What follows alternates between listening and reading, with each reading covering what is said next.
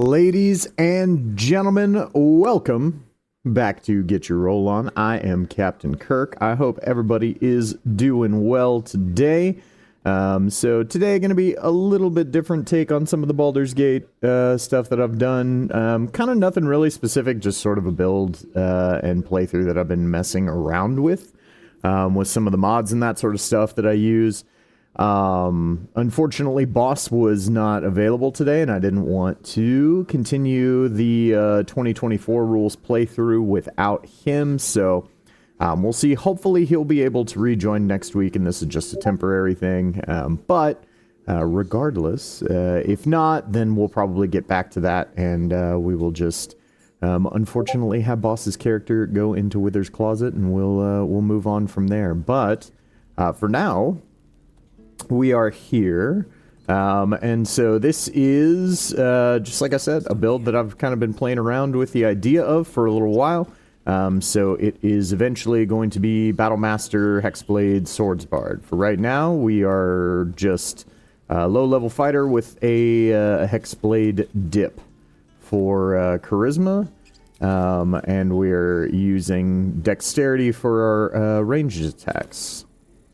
So, going for a little bit of a, almost like, Devil May Cry take here, with the dual hand crossbows and the, like, great weapon thing, using Charisma to, utilize my great weapon and Hexblade's Curse, and then, Dexterity for the dual hand crossbows. So, just got to the Grove, so we're just going to work our way through here. The only thing that I've done since I got here was talk to Zoru and recruit Will and talk to Roland over there. So we will keep making our way through here. Let's see if we can't spot something in this. Yeah, we can. Up. Awesome.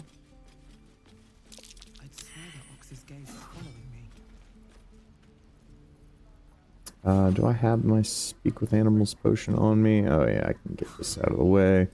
Yeah, I just, like I said, just something I've been playing around with. I actually started this last night, and, you know, spent the first hour just doing all the normal stuff. So far I've off the Nautiloid, gone through the crypt, got Withers, got the party here. So we've got Shadowheart, Asterion, Lae'zel.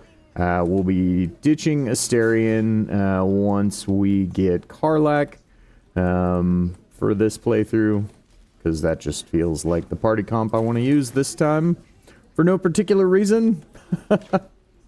After this many hours into the game, it's kind of like, just what strikes my fancy this time, and we're gonna go team girl power. But while Asterion's here, we'll use him to lockpick some things. Gonna be doing a Shadow Monk build with Shadowheart. Toying around with doing a Shadow Monk Archer kind of deal with her. So we'll see how that works out. It's gonna end up being Fighter Shadow Monk Ranger. Never wanted the easy path. It's sad that is the one thing. Ditching Asterion, yep. On this playthrough, Vampy Boy will be hanging out at camp. Whoa, hey, can't say I've ever seen someone like you before. Go on, take this ring. It's lucky. Call it heads or tails. See? That's the kind of luck. I've got more where that came from. Real cheap too. Hey, not. I wish I had better things to sell than. I don't know. Hey, that hurt. Uh-huh. And I promise. That's what I got. And for most of these, I'm just going to be clicking through. Ooh, +1 to unarmed attack damage. That'll be nice for Shadowheart for now, since it's going to be a while before she can do a lot of her ranged attack stuff. And then, of course, this Feywild's Kiss ring from the mod is always good. I don't think I've got the money for that, though. I'll probably hold off on both Feywild, Feywild's Kisses. Nothing. going to be the better option of the two. Something moving against your back. A turn. Team girl power is nifty, though. Yeah, for sure. Notice she's trembling. I've never done like a full-on team girl power playthrough, so figured why not, right? I can't do. Yes, I know it. Starion and Lae'zel always disapproving of being nice to anyone. That's fine. And yeah, a lot of the dialogue on this I'm pretty much just gonna kind of click through because it's more about like play testing the build and hanging out with you guys while I, you know, go through this playthrough. So if anybody has any specific dialogue stuff that you want me to pause on, let me know for sure. You get back. Keep back. What? You. Yeah. Can go where I want. All right, let's talk to the parents.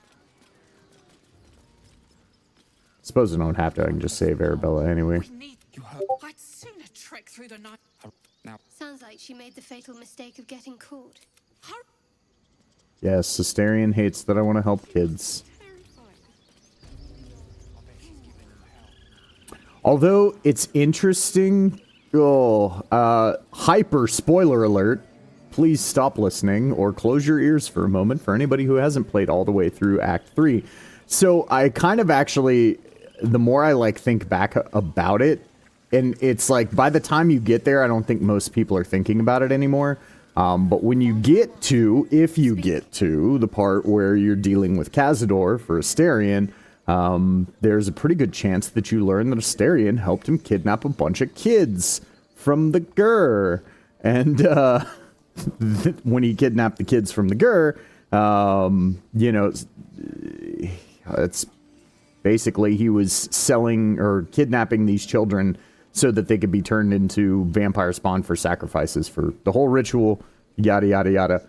Apologies for all those spoilers for anybody who hasn't gotten to that part yet, but that's why I told you before to stop listening. In any case, it does kind of make sense that Astarion gets upset when you help children, because he doesn't remember that he's done that, but I wonder if some part of his subconscious doesn't remember those pieces, and that's like why he gets upset when like you're nice to the kids and that sort of stuff, because maybe some part of his subconscious has disdain for children because it made it easier for him to do the things for Cazador that he did that he doesn't remember until you actually like get there and discover that. Anyway, just a thought. Things that are interesting when you are on your 20th playthrough. Something like that. Yeah, what were you saying to the bird? Yeah, we'll intimidate you. No, we made more follow Korga every day. If not, I hit Master Halsin did not chase the Master Halsin welcome. Man.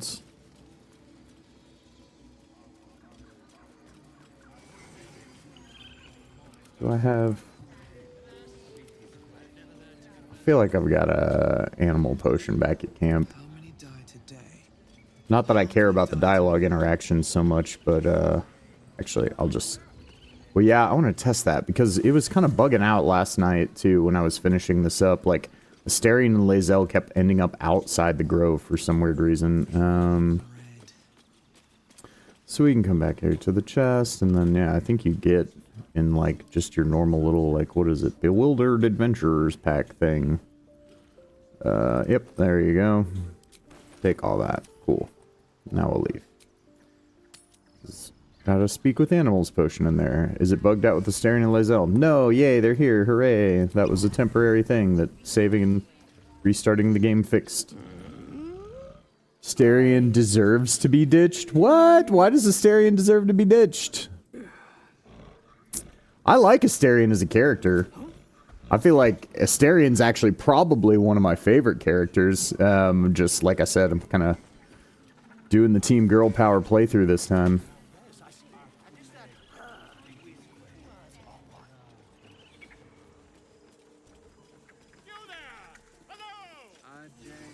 He knows what he did to my neck. I don't know why, but I'm just now imagining Asterian's face on the, like, I know what you did last summer, like, movie cover. I know what you did to my neck. A few questions, if you please. You search your mind. Yeah. Success- Oh, right. I actually don't care about talking to you. I just want to see if you have anything worth buying. You don't. Potions of animal speaking would be nice, but are not necessary. Right. The last question. The scandal. I'm just preparing to head to until. Alright. Bye, buddy. Okay, so we will be taking bard levels on this class eventually, but I'm not a bard yet. But let's see if we can go ahead and go, like, learn how to play an instrument.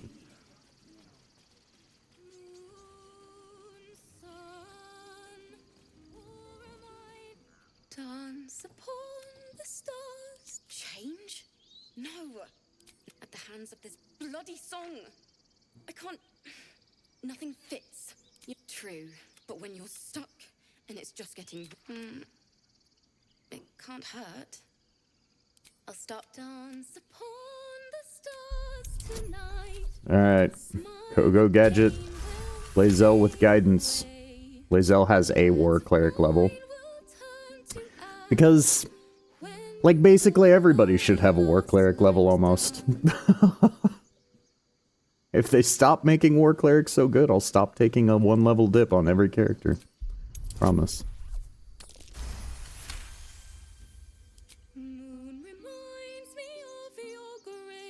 How did you change your dice color? It's a mod. So I believe... Hold on, let me see if another roll's about to come up. I think it should give me the option to pull up all the dice colors. But yeah, so over on... Okay, well, I guess I'm not going to get it. But whenever you have a dice roll, like down here on the left, there'll be a little option. You can click there. It'll show you all the dice you already have available. And if you use the in-game mod manager, because I'm not using any mods that can't just be downloaded through the in-game mod manager, you can just search dice. I think they even have a filter that is literally just dice, and they have every friggin' type of dice you could possibly imagine. So the one I'm using right now is the Eldritch Fire dice mod, and I find it fun. I like it for I don't know. I like the glowy effect, and it also fits a number of the types of builds that I normally try to make, which are usually somewhere in the edgelordy range, but I usually still also play them as good guys, even though I make edgelord characters. She'd have said the same thing.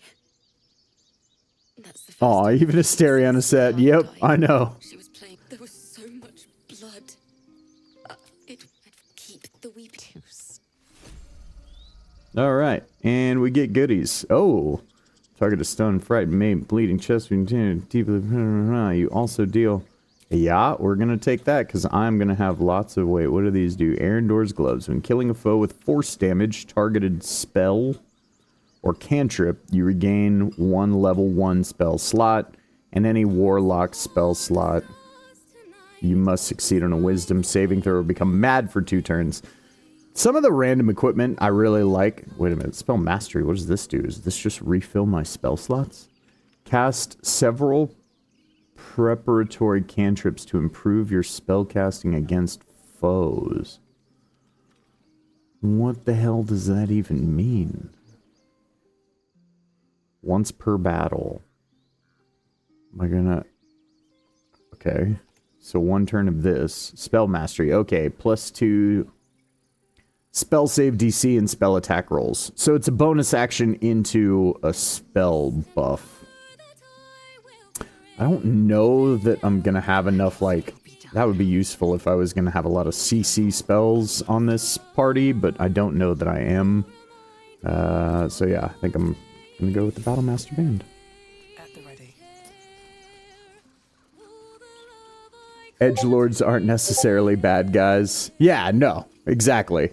Are you dirging on this run? Yeah, I pretty much, I'll be honest, because, like, I played so much Baldur's Gate 1 and 2, if I'm not playing the Dark Urge, it kind of just doesn't really feel like a Baldur's Gate game to me, so I'm almost always playing the Dark Urge, unless it's like a multiplayer run and we specifically don't want it in there or whatever. But yeah, anytime I'm playing by myself, I'm pretty much always playing Dark Urge, because it's really, I feel like the Dark Urge is the only way that it like really feels like you're actually part of the game's story as a custom character. Otherwise, it just kind of feels very vanilla, very generic. Yeah, we have all this stuff that is basically useful. Oh, useless. I can take that. I'll have Battlemaster in one more level, which probably won't be that far away. I imagine we'll get to level 4 today. Yeah. Step quick. Oh, no. Where am I? And move.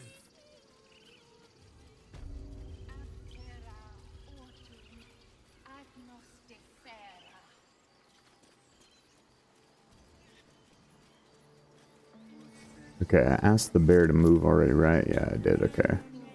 All right, and there is a chest right down here.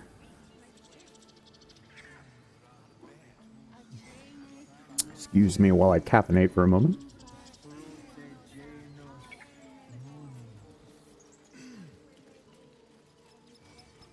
Hello, bear friend. I don't think you actually have any useful conversation, so don't need to worry about talking to you. We will just head over this way. And open the chest. Ooh, arrow of many targets. We like that. Send that to Shadowheart. Fiend slaying. I don't know how many fiends I'm going to have soon, but eventually that'll be fun.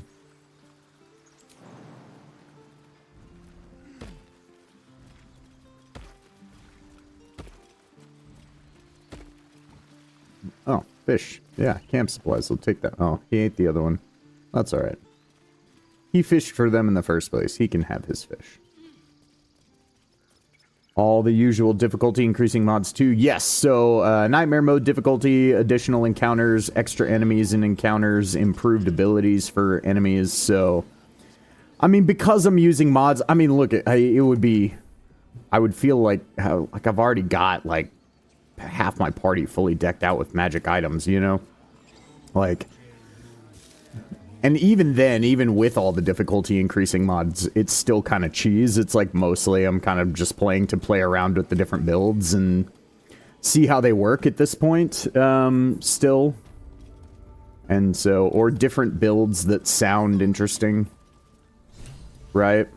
Like I'm doing a Force Knight kind of build with Lae'zel, combining Draconic Sorcerer, War Cleric, and Great Old One. Or no, whatchamacallit, Conquest Paladin. The devil, and I will cast out every stranger. A death viper. You've milked their poison before. A single drop of it could kill. Girl, she eats our rat and come do it. The snakes. The death of a child. A timeless tragedy that never grows old. Yep, and we're a warlock fighter, so we are a Rizzler. Break your word.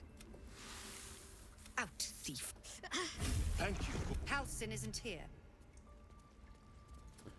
Kaga redesign so good. Yeah, I really like Kaga's original design, but she doesn't look that evil in her original design, I feel like. I just like the way her original design looks, so I like this redesign looks more like a villain, I feel like, than her original character design. Oh, I can't rotate my camera now? What is happening, mouse? Mouse, are you here? Oh, okay. Well, that's neat and fun and is going to make things difficult. Oh, I can't click anything. So, something about that conversation broke the game? Okay, well. One moment. We're going to main menu and reload. Not sure what happened there. That is the one downside about mods, is when you're flipping around between a bunch of different mods, between a bunch of different playthroughs, because I kind of have different mod settings on several different concurrent playthroughs right now. Sometimes they can get a little unstable, but usually if you just quit and reload, everything is fine. The Riz is so strong it broke the game. Yeah, I mean, I wish that was... I wish I had game-breaking Riz. That would be neat. Oh, man. Well, here, let's fix this, too. I thought I went and changed that. But we are definitely not playing Lord of the Rings Return to Moria. We are playing Baldur's Gate 3. So, ta-da, we'll fix that. Now fixed. Okay. What up, American woman? Bringing the squid wave, as always. Dude, no lie, that's like my favorite emote combo now. Just an old wound that hurts me from time Baldur that gate, son. I know. I'm gonna Baldur that gate so hard. Something I have to live with. Don't even know what that means, but sounds ridiculous, so. But it always passes quickly, so I can manage. Positive. You can trust me on that. And then I guess here's another playthrough where I basically turned Shadowheart into a ninja. I guess in my head, Shadowheart as a ninja is just more interesting than her as a cleric. Sounds ominous. The squid wave sounds ominous. Oh, Balduring the gate? Yeah, it does. It does sound ominous. I suppose. There's no story. None. I understand why you ask. We've been through quite a lot with luck. Find a way to rid ourselves of these things. Personally, I think finding this Shadowheart is Katana from DC Comics. Yeah, for sure. I suppose we'd go our separate ways. There's someone waiting for me there.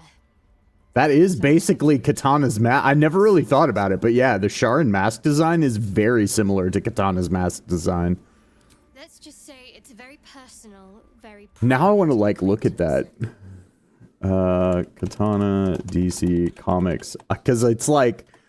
Now that you've said that, oh, okay.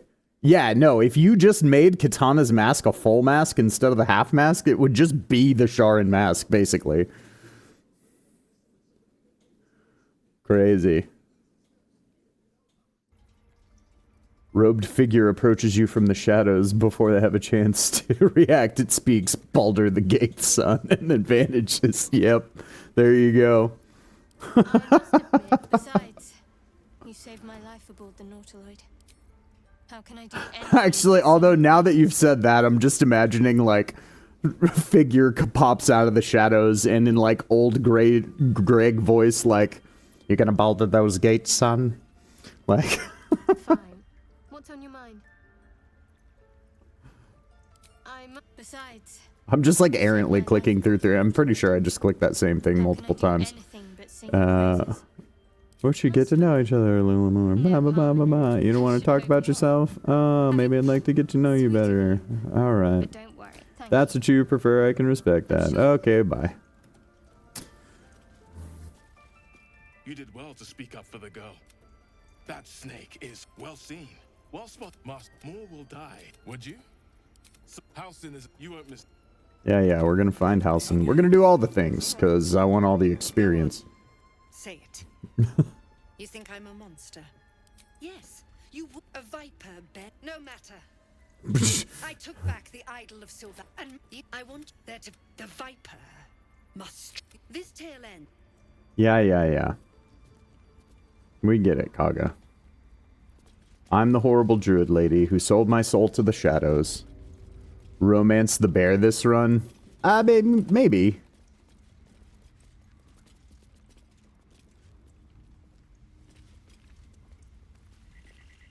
Honestly, like, I've done all the romances at this point, so it's like... Actually, you know what?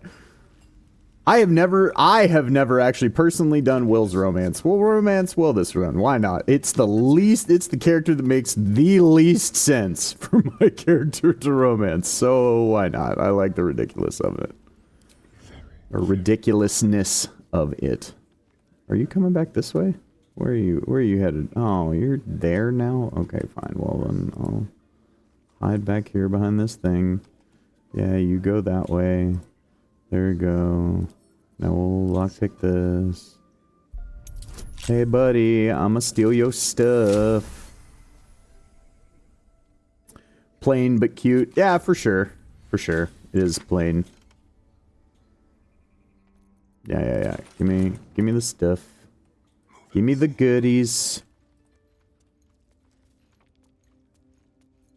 Must resist the urge to sneak attack this dude right now, because I don't want to aggro the whole grove. Everything is clear. Pave my path with corpses. Build my castle with bones.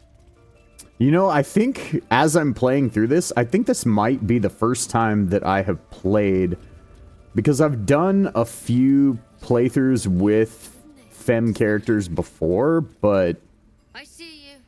usually in multiplayer games, other than the one time I did an actual tab playthrough, it was a femme character. And so I think this is the first time I've done a femme Dark Urge. So hearing the Dark Urge dialogue in a femme voice is interesting. I'm so used to the traditional, because I always forget to go change my voice. Is there anything I can do to help? Yeah. Looking for Nettie. Healing. Yep, tadpole in my head. Yep. Oh, by the way, we are gonna kill Nettie, because there's 0 repercussions for doing so. And you get XP. And that's basically all I really care about on this run. just give me the XP. There's something in that vessel. I mean, I can't bring myself to be like truly evil, but Nettie, you can basically very easily make Nettie attack you, and then you're killing in self-defense, so it's not a war crime. Plus, randomizer usually gives good item drops on Nettie. Yeah, you're not wrong. Nettie usually has something neat. Everything captured. Didn't think it was a common experience. You don't have to be. Please, don't mind. All right. Let's see what. Of course.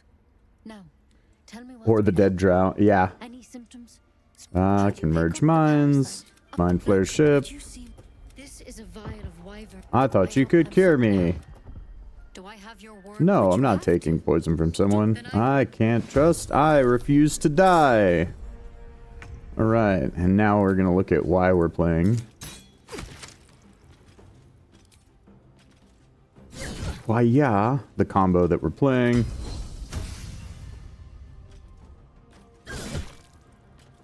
Nice. Hexblade scarce. Yeah, and she's got a busted hammer from some... I mean, it's not ultra busted, but it's definitely pretty powerful for this early on. Okay, nothing special from her, just the crown. Does the drow have any goodies? Oh, he's got a bow. What bow? Bow of awareness. Alright, send Shadow Hearts. Wait, she's already actually got a better bow, so who should take that? Actually, Lae'zel needs the initiative bonus, so yeah, you go there. What path lies before me? And then we'll steal all the stuff out of here. No traps. I'm not going to eat the tadpoles, because I never eat the tadpoles. I collect them all. Like, I pretty much get every tadpole you can get on every playthrough. Have only ever done one playthrough that I ate the tadpoles on. It was an honor mode run, and honestly, it felt so busted, I don't think I would ever do it again. Like, eating all the tadpoles felt like I was just completely cheesing the game. Like, especially once you get infinite fly, it's just like, caw. Which, I'm sorry, maybe that should have been spoiler. If you eat all the tadpoles and you turn into the Mind Flayer half thing, you eventually get infinite fly. Actually, I don't even think you have to turn into a half Mind Flayer to get the infinite fly thing. Only use tadpoles on honor mode. Yeah, for sure. I had already beaten honor mode. I wanted to beat honor mode without the tadpoles for my first time doing it. And that's also why I basically never play modded now, is because it's like, dude, I've beaten this game vanilla on honor mode so many times with tadpoles, without tadpoles, evil dirge, good dirge. Redeemed Dirge is definitely the hardest, and I think that that's part of why I do it. Mostly because of, well, okay, it's not the hardest. That will fit in my pack. It's actually kind of technically the easiest in a certain way. It's the hardest if you don't want the trash ending where you turn into the mindless, like, which, spoiler alert, my apologies, spoiler alert, if you do good dirge, and you mess up on a certain part, you turn into a mindless, slobbering idiot at the end of the game. I feel like that kind of information is pretty well known. We're talking about a 2-year-old game at this point. Although I guess, like, I read a statistic the other day. We're gonna steal all Netty stuff. That it's, like, still, I think, like, 60% of the player base or something like that has never gone past Act 1. It's crazy to me. Just absolutely bonkers. But I guess in certain ways, if you're not used to D&D rules, and if you're not used to Larian games, like, I feel like this was just the perfect game for me because I already had multiple Divinity Sin 2, Original Sin 2, like, playthroughs under my belt. First BG3 run with Struggle Bus. Yeah, and that's what I guess what I was thinking about is it's like, if you were brand new to both 5th edition D&D and Larian games, when you walked into Baldur's Gate, I could see how this game could be very difficult, to be perfectly honest. Like I said, I had already beaten on Honor Mode Divinity Original Sin 2. I had already beaten on Honor Mode Divinity Original Sin 1. Like, you know, had multiple playthroughs of each. My first BG3 run is very much Struggle Bus. You're actually doing pretty good. Yeah, like I said, you know, you've made it a lot farther than a lot of people have. I know you're struggling with the Shadow Curse currently, if memory serves, which I don't know if, like, I can tell you how to counteract it if you want, or you'll see when we get there in our game. I guess I'm gonna end up, you know, because I don't want to struggle busting through there when we play our multiplayer game. So once we get there, you'll see. But if you don't want to wait that long, I will happily tell you how. Is that? Oh no, it's just some random face. For a second, I thought that emote was Kelsey Grammer. I was like, really? Did they have a Frasier emote? That's great.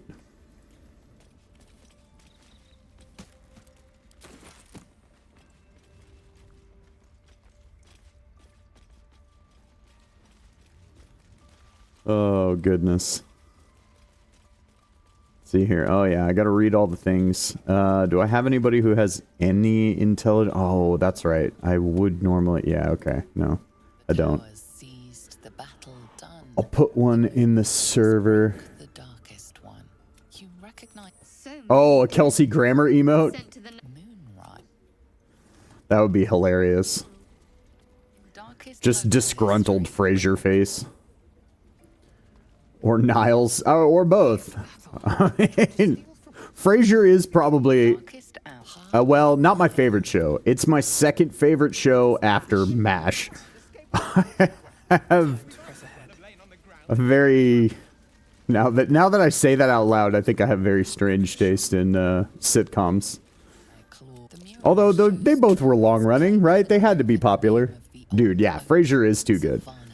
MASH is my favorite show of all time. Alan Alda is forever like one of the greatest comedic geniuses of all time. Just period, end of story. So I absolutely love MASH. But yeah, Frasier as just a more traditional sitcom, because I don't know how to describe it. MASH is just like the perfect blend of tongue-in-cheek, and because of the setting itself, it's like MASH is almost always dark humor without even having to try to be dark humor in a way that I find, I don't know, somehow oddly relatable and calming. But in any case, yeah, no, Frasier is definitely more the traditional sitcom, and Frasier I feel like is the best thing to happen from Cheers. You know? What we do without her. Yep, that's right. I saved your kid. Hope we'll meet again under better circumstances. New Frasier good too. New Frasier is good too. New Frasier though is like, I'll be honest, I love it, but I love it because I love Frasier. Like New Frasier actually not that good, but the nostalgia factor makes it feel so good that it's like, okay, yeah, we can do this. Bracers to balance hands, yeah. I will take these for basically right now only.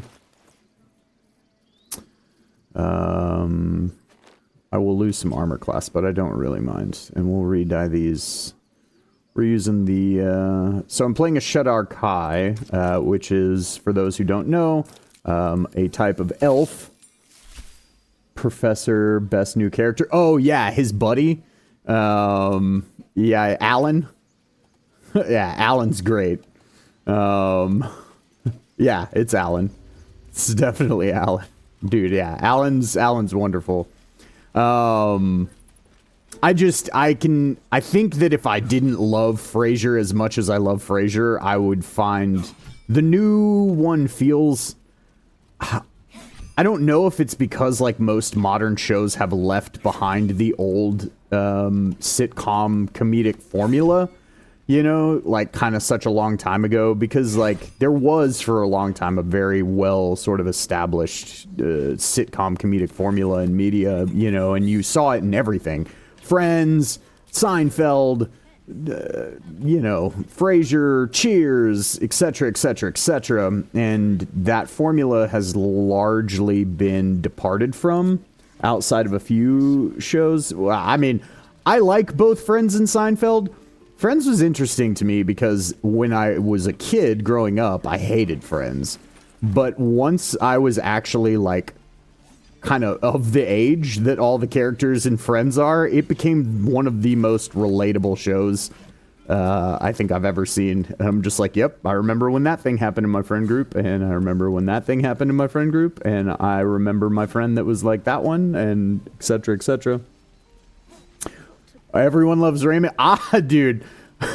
So I love Ray Romano. Like Ray Romano is actually a much better actor than he gets credit for.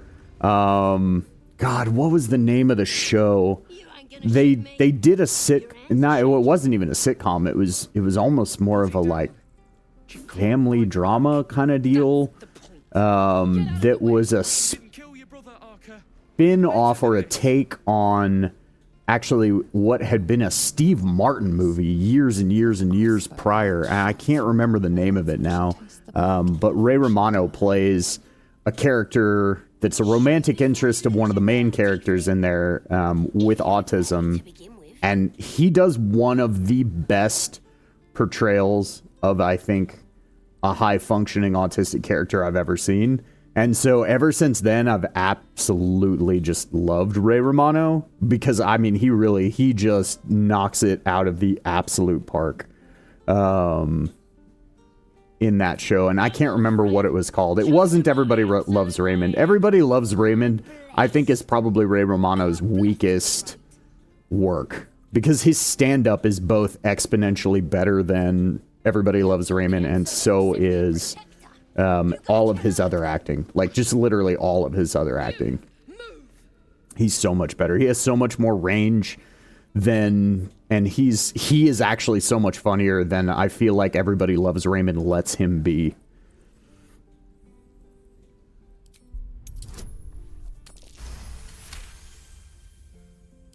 Damn. Why do you care if a goblin lives? Can't say. It's alright, Arca. Yes, yes. Disapprove, because I'm saving lives, I know. You give me the info. Goddess. The absolute is gold from the sky she is. The blessed my god could probably A goblin healer. get me out of here and I'll tell you need me. Suit you. Bye. You told me what I need to know. Actually, don't need to have that conversation at all. I feel like it's just like some of this stuff is just kind of like muscle memory of like, okay, I'm here, I need to do this thing. Okay, I'm here, I need to do this thing. And so it's like there's a lot of conversations that I feel like I go and have that are completely unessential. Like I'm not actually getting any info or anything like experience-wise that I wouldn't otherwise, but it's just like part of my process now almost of going through and like leveling up builds in this game, or like playing through playthroughs of this game. Because I will say my playthroughs a little bit are kind of procedural as how I go about them, because it's just like, well, I know if I go X and do Y, I get X and get Y, and like can do this thing and that thing. And Well, I still think they'll play, but if you're so sure we will, let's look. Alright, yep, we'll bet. Because then we get special goodies if we get her to survive all the way to Act 3, which is not really that hard once you know what to do. When you're first couple times playing through and you're like, man, I remember I'm one of those like neurotic people that in general in games, like I have to explore the whole map. Oh, okay, yes, we can't use it right now because everybody else is climbing up. And so it really, I actually ended up finding a lot more than, I think maybe the average person did on their first playthrough, because I just refuse to not complete the map, basically. Like, once I know everything that's on the map and I know the spots that it's like, okay, it absolutely does not matter if I go here or whatever, then I won't. But just in general, when I'm playing a game, it's like, no, I must 100% complete the map. What's the range on this? We'll do pull. Can I... Oh, I can pull you from there. Okay. Get over here. Sure, we'll use this. I get you back in a short rest.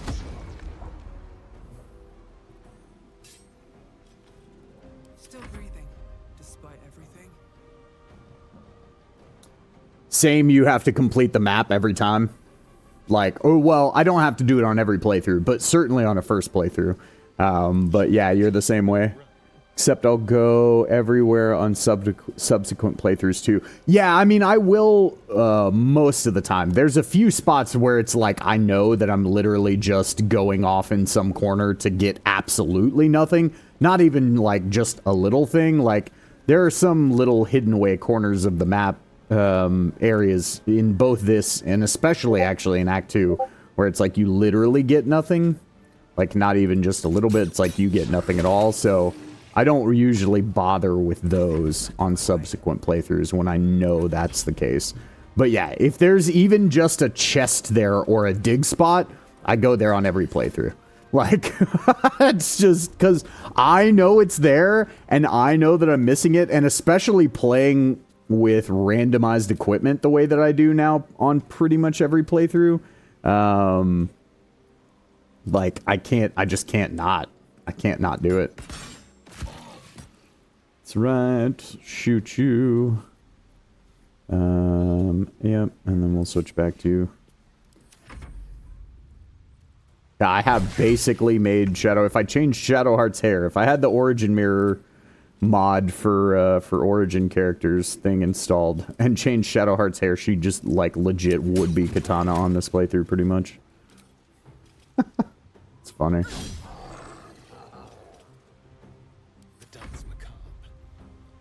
That would actually be... It would be cool if somebody... Katana has some really cool armor. It would be cool if somebody was able to do a mod that, like, created a...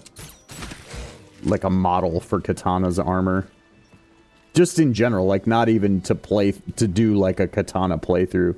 It's just, like, the outfit that she has with, like, the samurai, like, pauldron and greave on the, like, one side is... Would just, in general, I feel like, make a cool... outfit in this game for a lot of characters.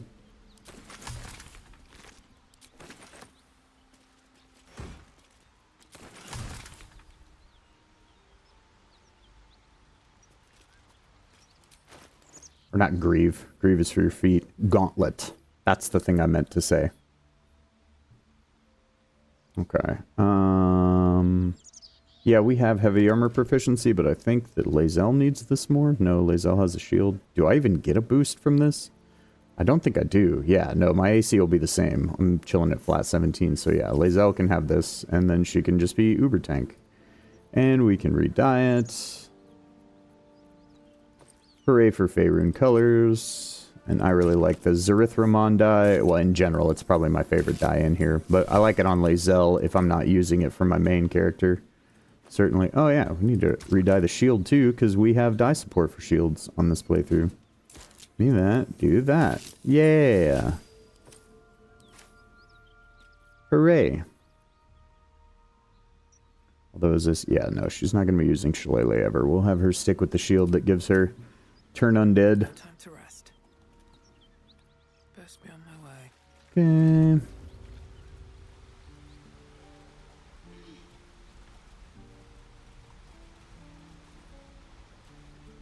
So yeah, I think the first set of new armor that I'm going to end up with for my main character that is better than what I've got for them is going to be the armor that we get because of the mods off of what's his name? Anders. Because it's weird, the randomized equipment is randomized like most of the time, but there's a few weird things that like the randomized equipment mod doesn't change.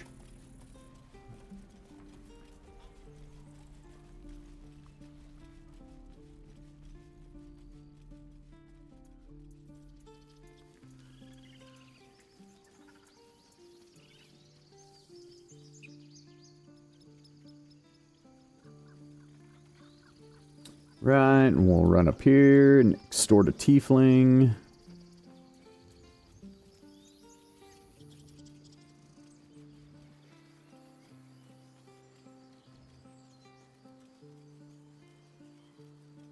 I mean, we're going to save her life first, so it's not all bad. Yeah, enemy is surprised. Cool. Time to move. Hiya.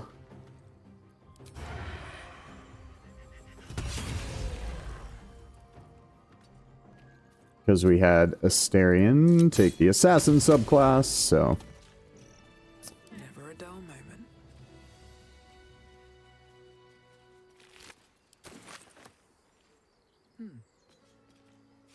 You have... But you're not... Let me guess. Your devil mistress sent you to get her soul coin back. Coin? Mistress, you lost me. Fair and square.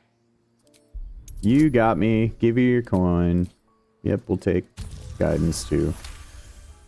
Because, you know, you need like a plus 18 bonus to hit a 5. Hey! Alright, what are we getting off this? Witchbreaker. Witchbreaker actually pretty good. Ooh, Orb of Brilliance. What are you going to give me? Crystalline Aegis. Your crystalline barrier adapts to your injuries, granting 1 AC. What?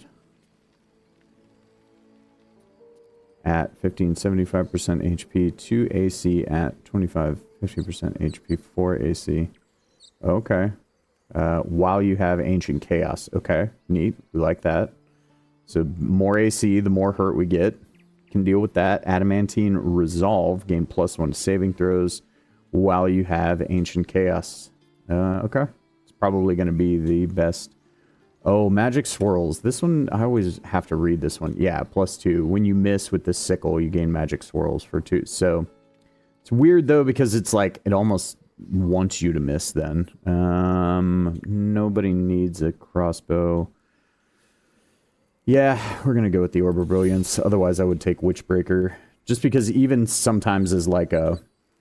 As long as you can equip it on... Because Witchbreaker's one of the many items in Baldur's Gate, right? So a lot of times you have to like look at how things are written. Oh, I didn't take Witchbreaker. But like Witchbreaker's ability says you have advantage on attack rolls against enemies who are concentrating. Well, because it doesn't say with this weapon, that actually means that like you get advantage on all attack rolls against creatures that are concentrating while you have that weapon equipped. So Witchbreaker is actually a pretty cool stat stick on a ranged character because it can help you really prioritize taking out like enemy casters that might be, you know, holding concentration on CC and that sort of thing.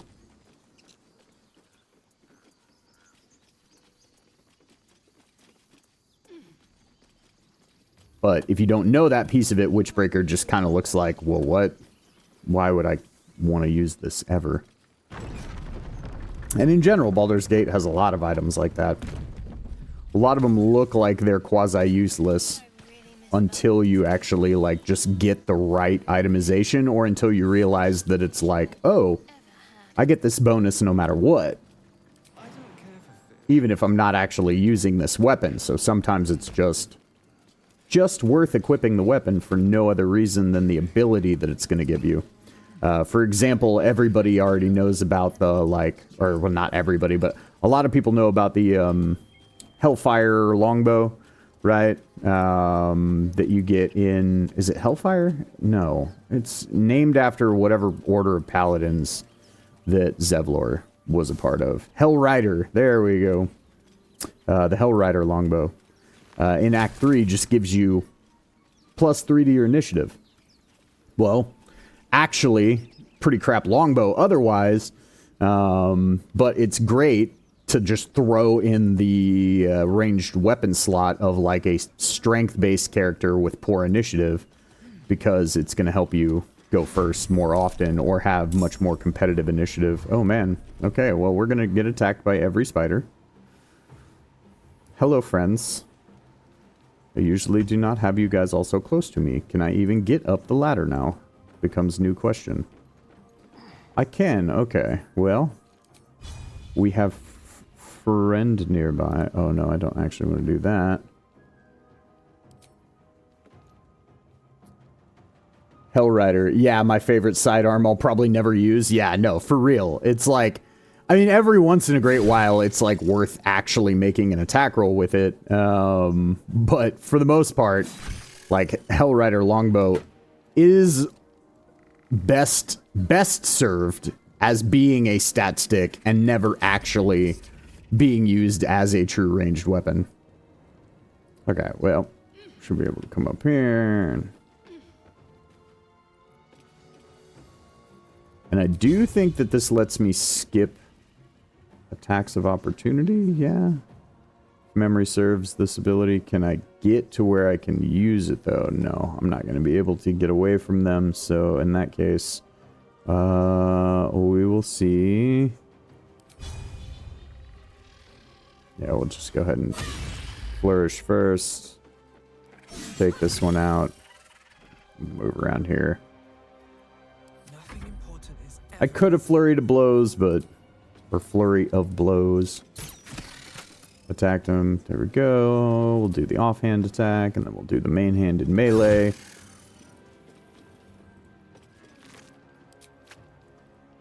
So that's the other thing that the build that I'm playing around with this character is trying to capitalize on, is essentially the fact that, you know, if you're doing the dual hand crossbow thing, you can also just kind of use it to get an extra attack right before closing into melee, or it's great for getting an extra attack off after you've dropped a target in melee, because if you just use the offhand attack by itself, it still lets you use your main action for whatever other weapon attacks you want. It doesn't actually make you shoot them with your other hand crossbow. So it lets me do cool things, like eventually I'll have Great Weapon Master on this character, but I'll still be able to use my bonus actions to fire those offhand crossbow shots.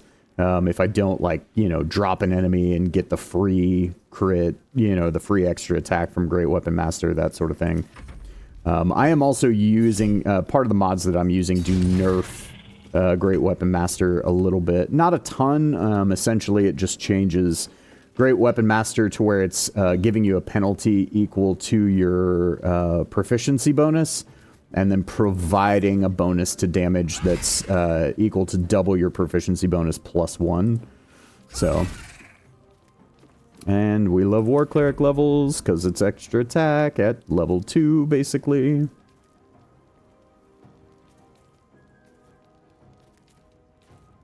I don't know. What are we waiting on? What? Kimmen.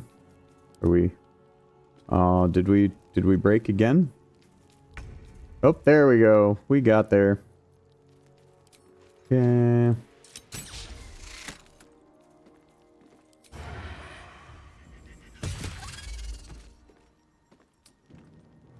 Right. Where are these other spiders? Ah, okay. You're there in that bush. Where are you? You're back there. You're back there. Okay. Alright. So...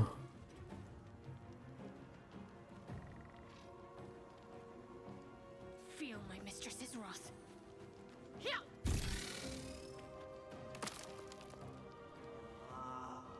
Ah. Can't get close enough. Oh well. Well, so much for peace. Yep. We'll shoot you first. Oh, okay. Well. Can't slow down.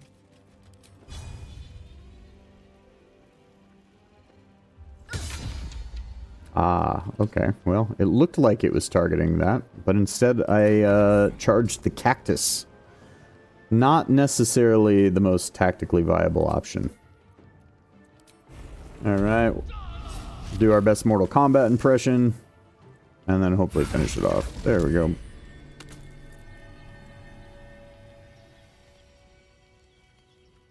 My manner of place is this.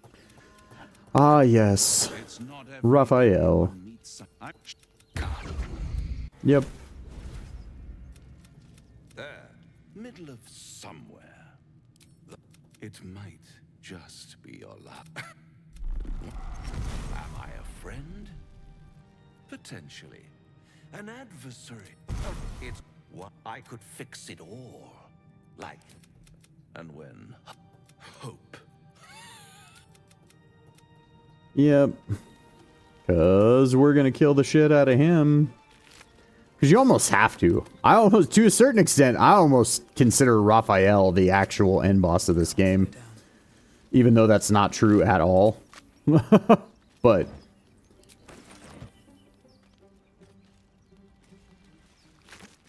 Alright, let's be a terrible person and piss off some more spiders.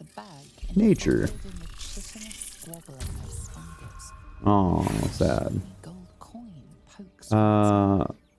Yeah, no, we're just gonna continue. Yep, we'll sleight of hand. Really? This one will reroll.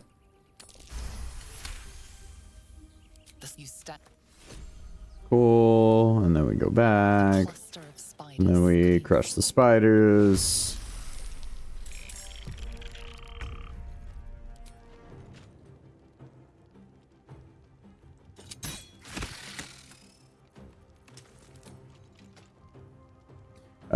He gets his own boss theme, very bossy-esque. Yeah, no, for real, like... He, I don't know, he's just always felt like the actual final boss of Baldur's Gate 3 to me. Like, I always kill the Netherbrain. Spoiler alert if you didn't know that that was the final boss of the game. And, I apologize if you didn't. Again, we're talking about a 2-year-old game, so... I don't feel super bad talking about those things. But there's also, depending on what point in the game you've made it, I could say the words Netherbrain and you could have zero idea what I'm even talking about. Have I been this way before? Can't get there. What do you mean I can't get there? Just climb the ladder. Best Disney villain? Yeah, dude, for real. Like... Oh my god. Thank God. What? No, I don't. Yeah, okay. What? Yeah, he's a devil. The worst prospect we've stumbled across. You don't need when there were no right answers with that devil. It's an effective trick. Yes. Watch out for it. What can I say? They were eye-catching. Okay, bye. Well, why not? We'll talk to Asterion.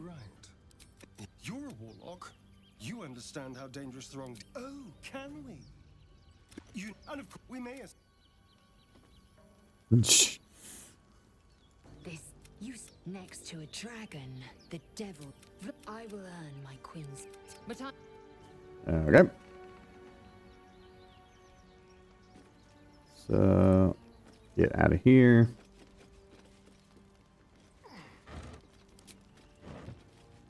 Sometimes I take the time to just clear out dialogue like that because I've noticed that sometimes when, like, I think because the game has those cutscenes like pre-rendered and kind of like sitting there waiting to be triggered, sometimes it feels like just clearing out those dialogue things actually helps the game's performance some. I know that sounds weird, and I have no true evidence to prove it. It's just, you know, I've noticed that I have less issues when I take the time to, like, have all the conversations with characters, typically.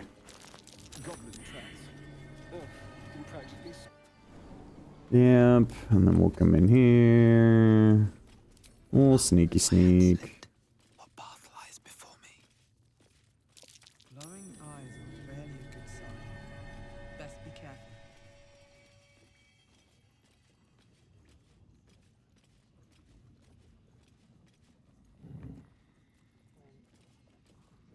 Bad. Shut it! Boss would rip you for talking that way.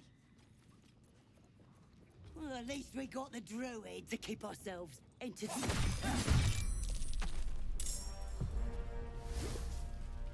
We didn't get surprised, really. Okay. I find that surprising, but that's alright.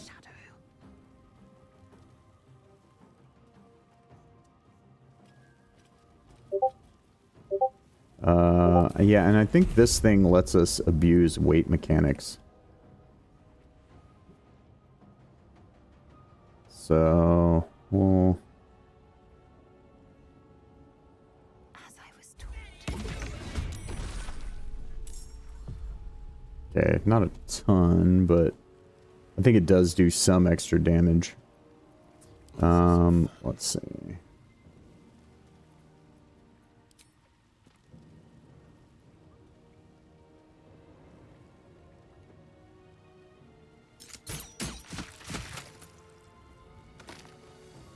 Yes, here.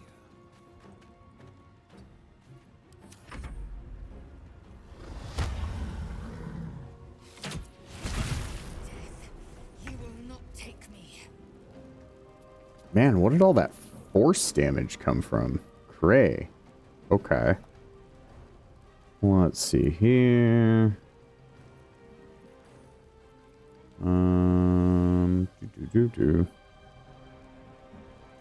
Alright, because that's an action. This is like not a great move, but we'll try it. Okay. Make way.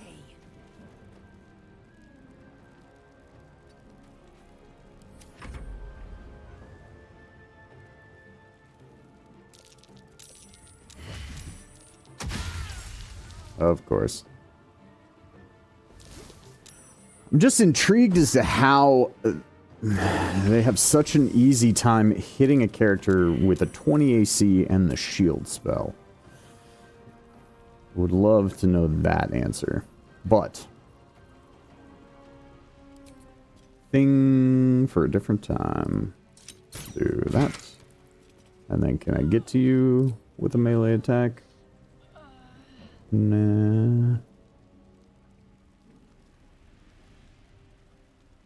It sure looks like I can if I go here.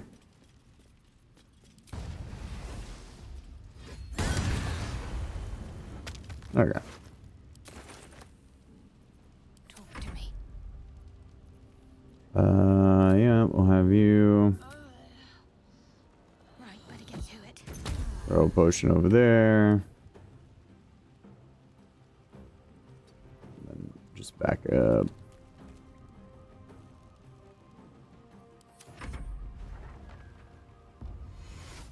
These guys are going to have to waste most of their turns getting to me.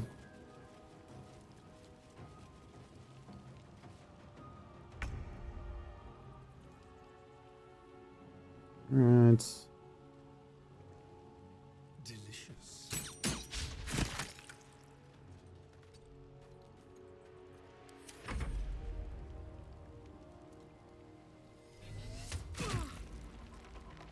ensnared. Well, that won't do. Let's go ahead and start off with this. Cool. Yeah, and then you can basically just hang out. Alright, no longer ensnared. We like this. You get off my lawn.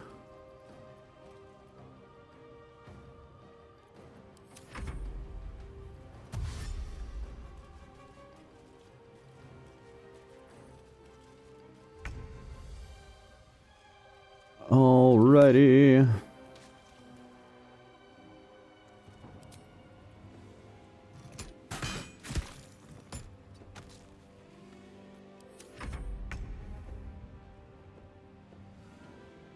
Over here.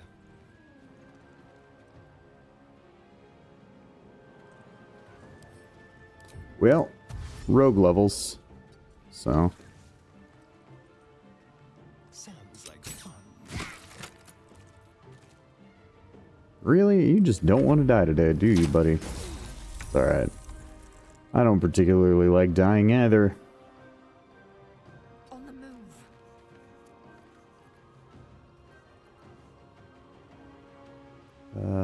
Ample. Can I throw this from this far back? Oh, goodness. That's dumb. The path is interrupted, okay.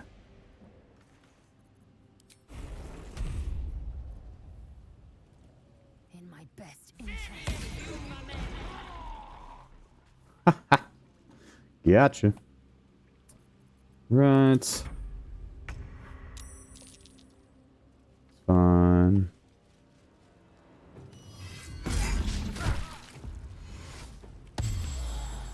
Missed, but still got hit and poisoned. Okay. Oh, right, because tenacity. Tenacity. So let's go ahead and see if we can't finish you off. No, no.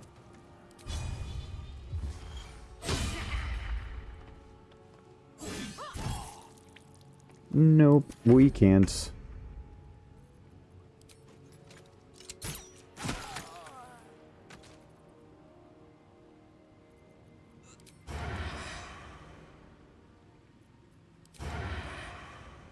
Oh, right, because poison. Sure. Time to strike.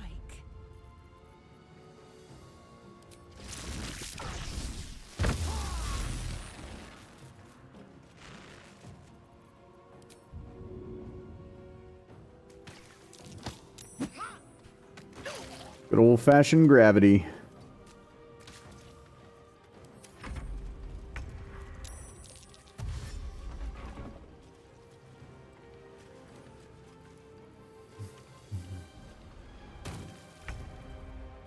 Hey, buddy. What you doing?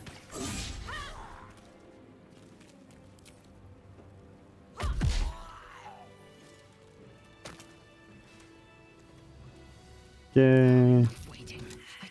Pick you up. And then it's been a long time since I've rested. I think I have burned, yeah, I burned my short rests a while ago. So we'll finish up the stuff in this cave. And then we'll go hit a long rest. I don't even know if I've done my first long rest in this playthrough yet. I don't think I have.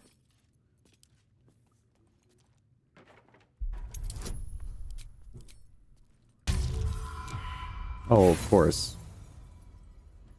Yes, we'll roll it again. Hooray! And now we'll pick the lock. Really? Alright. Had to roll a 7. And that was just too much to ask. Just too much.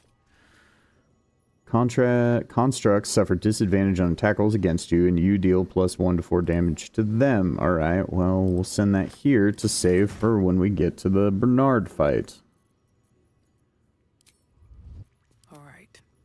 the only place in the entire game where that will have any use.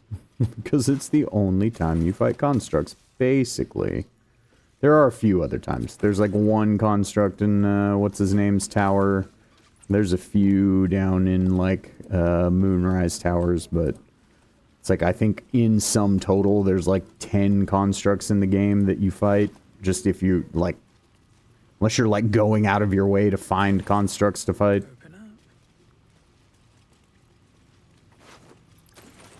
Alright, bonus to saves. I feel like, unfortunately, I feel like, man, Lae'zel, you need... Nope, that's the fire cloak thing that I have for something that I'm going to do with Karlach later. We're going to do some shenanigans with Karlach. So we'll that, and then we'll dye it. Where's the dye? Here we go.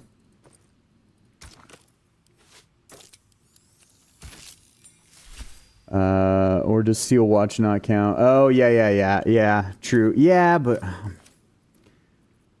What is the... Wait a minute. Where did the cloak go?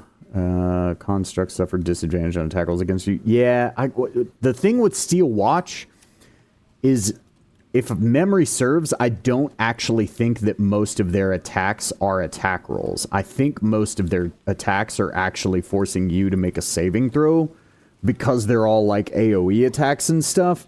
Maybe that's not true, but I feel like I remember one time when I looked it up, that was the case. And so that's the unfortunate part, is like, it would seem like it would be great against the Steel Watch, but if it is a case where the Steel Watch are making you, like, make saving throws against their attacks as opposed to actually making attack rolls against you, then the disadvantage part does nothing because they're not rolling an attack roll. Only fight Steel Watchers at the Foundry. Yeah, I feel like it kind of depends on the playthrough. There's some times where I have definitely let myself kind of run amok in Baldur's Gate. And I certainly, if I end up in a situation where the Steel Watch are, like, after me, then I will pretty much always turn and fight them. Alright, let's wake up Findle. Thank you. I thought I was going... Oh, yeah. You're gonna give me more stuff? Sure. Alright. Mental Barrier. Charisma saving throws. Oh, Shadow Cloaked Ring. It's like an easy... Okay, what are these? Before I just skip over something. When you attack a foe, the ring's evil essence can occasionally be unleashed, causing significant harm to the target and to you. That sounds not like a fun thing I want to do. While you are bleeding, or someone within 3 meters of you is bleeding, your magic missile fires 1 additional projectile. Well, I don't have anybody using the Blood Sorcerer, so... Shadow Cloaked Ring, as I assumed it is, and that will immediately go to Shadow Heart. Because she's going to be playing around a lot in Shadow as a Shadow Monk. Well, not a Shadow Monk yet, but, you know, we're not far. Split... Stealth. Well, first, before I forget about it, I'm just going to go flip the switch. I don't really need to, because I'm not going to go that direction, but I just feel better. Feel better if the switch is flipped.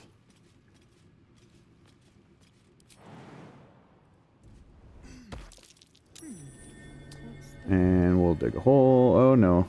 Oh, no. Yeah, I forget. It can't actually hit you at that angle, but I forget that digging takes you out of stealth. Nope, back to stealth. Go back to sneaking. Yep, okay. That you can calm down now. So we'll get those goodies.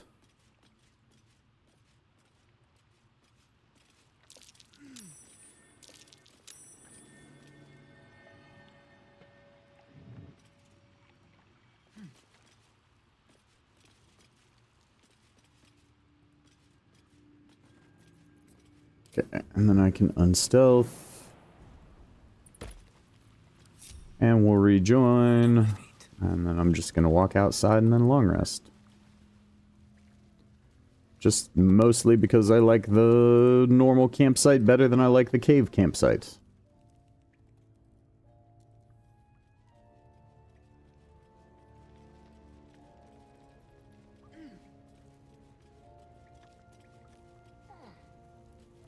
I'll be keeping an eye on you. Understand? If I choose to kill you, you will not even see it. Alright, and let's long rest. Yes. Camp supplies, hit points. Oh my. Oh, everybody wants to talk. Look at all you. Look at all you chatty Cathys out here. Alright. Oh, probably because Raphael thing, right? Tingle runs. How do you feel? The tadpole have showed no signs of turning.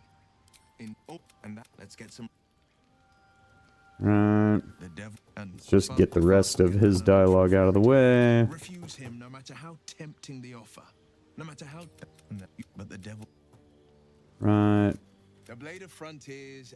I can't bear to imagine a powerful friend with a... I can only leave the rest to your imagination. Suffice to... I don't remember much of the battle. Yeah. A classic drama. But... Tiny groove spider. A strange sensation courses through you, and your companion's mind. Gladly. What else is on your mind? All the more reason to stick close. Bloodthirst is another man. I'm up for the challenge. Oh yeah, no, I'll be back. No, I don't want you to join me. You can stay right there. Hello, Lae'zel. Hideous. Among the tears, I see naught but flat. They rely on strangers. Oh yeah, I forget that Elf has like special dialogue choices with her. One of them is you get hit. The library was a gift from. Yet we still collect more. I expect I am your first. You, that large, fleshy, like so much of this world. It is imperative we let, or then you have ceased to. The first symptoms should have. Besides, what hasn't happened? But our tadpoles are far from ordinary. My suggestion. You know, reflecting on what... Will she know how to bring the worm under control? Will this... Good. You're quite the ally of... I'm not easily impressed by people, but you're stronger than I gave you. You have your charms. A delicious thought, but... The right... I'll... Sure, why not? Maybe we'll romance Asteria in this playthrough. I feel like that probably actually makes the most sense for this character. The leader of... The sooner we find this priestess gut, the better. Come, head to Baldur's Gate. Let a girl have some secrets. But suppose I turn. What would you do? What? It's... Anything else for you? I think I did all your dialogue. Yep, did that. Okay. Alright. Oh yeah, and Gale's dead. Because, this is not a Gale-friendly household.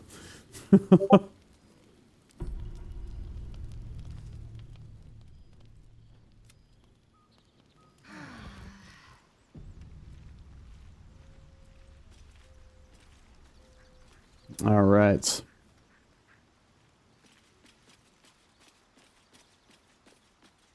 Let's get out of here.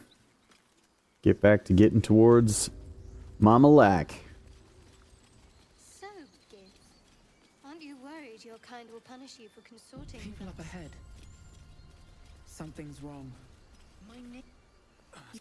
You, not A strange symbol glows, marked on their flesh, and something within you stirs in response. The injured man locks eyes with you.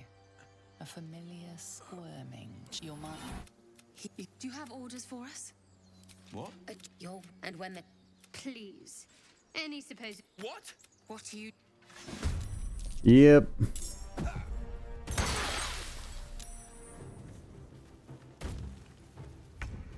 Well, alright, if you're just gonna, like, deliver yourself to me on a platter. Okay, buddy. You're way too eager for this. Here you go. Have some of that. And then, yep, you can have this too. Okay. Well, you can block both of those, I suppose. Yeah.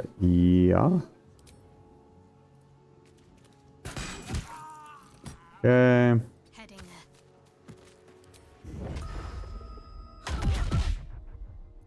Go for the throat. Blood comes easy these days. Fine, if you're gonna make me use both attacks, I will.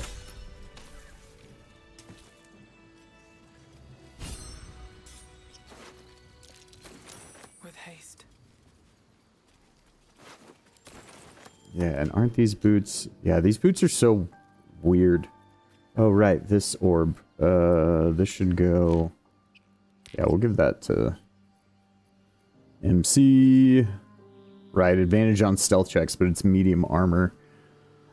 So weirdly circumstantial. I mean, I guess I could wear them, but I'm not really making much in the way of stealth checks. Yeah, and then that'll kill Shadowheart's armor class if I do that there, so no. Strength saving throw. Oh yeah, I was thinking about maybe using this for Shadowheart.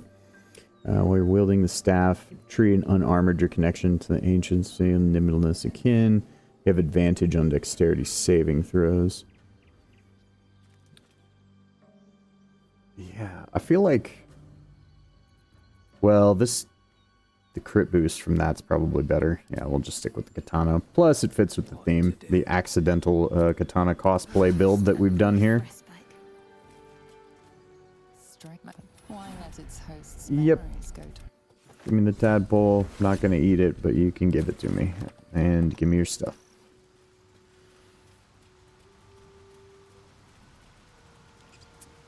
Why?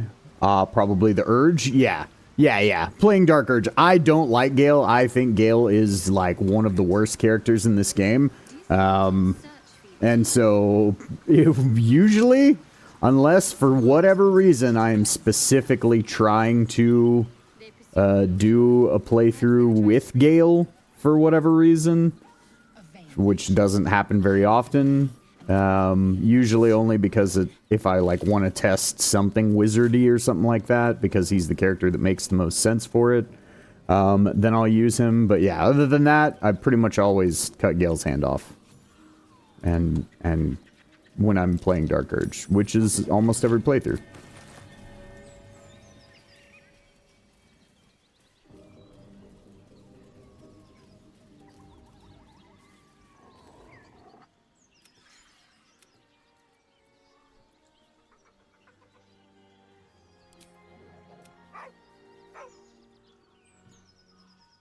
Yeah, we'll do the perception one. Yes, guidance, please. Thank you. You see a name etched into the leather. Scratch. With a deep, heartbroken whine, he whines, but remains rooted by the corpse's side. Okay. Oh, and we get stuff from this too. Okay. Midnight Blade. That actually might be better for Shadowheart or myself. Yeah, actually might be better for myself. We'll look at what else we got here. Yeah, stand like stone. Spend 1 turn of Force Conduit. Yeah, but I don't have anything to build Force Conduit yet. When scoring a critical hit against a living being, you inflict rotting flesh for 1 turn. Okay. When hiding invisible for 2 turns after... Wait. When hiding or invisible and for 2 turns after you have advantage on all saving throws. Oh, okay. So advantage on all saving throws. Yeah, but I don't have any, like, stealth characters that are also using a shield. I mean, I guess I'm kind of trying to start most fights through... Yeah, and I'd rather have the, like, turn undead thing for Lae'zel. Monster Hunter Glaive is nice at times because of the increased jump distance. Yeah, I think we're gonna go with this Midnight Blade thing. I mean, it's just a sword that does necro damage, but it's still turning out more damage than this guy who we currently have. Plus, it does kind of fit the theme of what I'm going for with this character a little more, right? Edgelord. edgelordy huntress thing.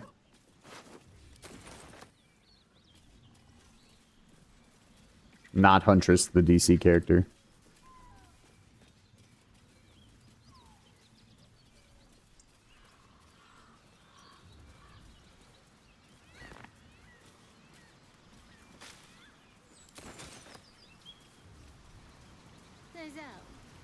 How would you punish someone who wronged you? Wrong me how? Oh, say murder or theft? Killing is good. It culls the weak. But theft would be paid for pain. Right, we grab all these camp supplies around here. Good to know. Yep, there's another one of the berry bushes.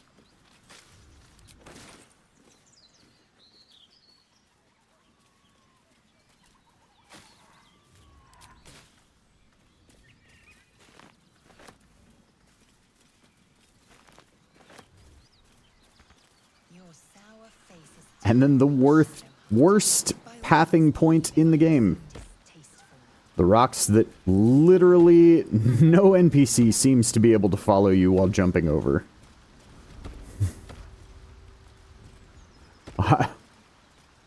This is, like I said, no less than probably my 20th playthrough.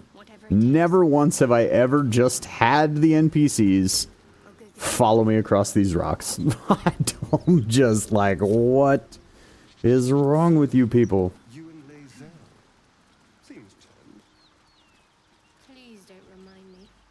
But keep your guard up with her. Note.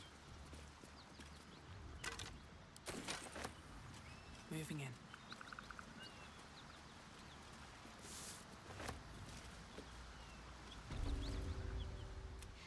One more. This is the devil. Oh, fuck me. It's you from the Nautiloid. Please. Yeah, I don't know what mod gives her this hat. There are some hats that actually look really cool on Karlach, but this one looks goofy as fuck. First, I'd like to know how you control those flames. Yeah. Ba ba ba. I'm Karlach. The latest yappy little dog she's... I like her. No room in your party. What should I do? Yep, you can take Asterian's place. Sorry, Astarian. Alright, but we're gonna immediately go back to camp anyways, because we're gonna respec Karlach. Yep. Hey,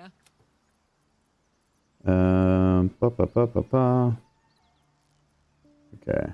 Have to stay behind a camp for now. You don't mean that. Yep, you heard me. Because I need to do something else. First, hey Withers. Yeah, I'd like to talk about hirelings.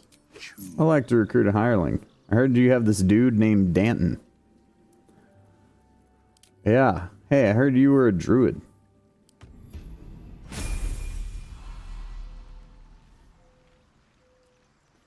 Some people probably already know what I'm about to do. Some people maybe have no idea. That's okay. We're gonna learn an exploit here today.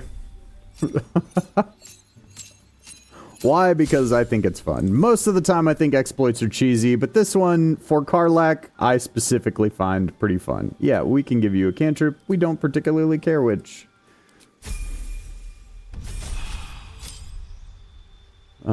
Yeah, and then we can pick some spells. The only one that we care about is a Flameblade.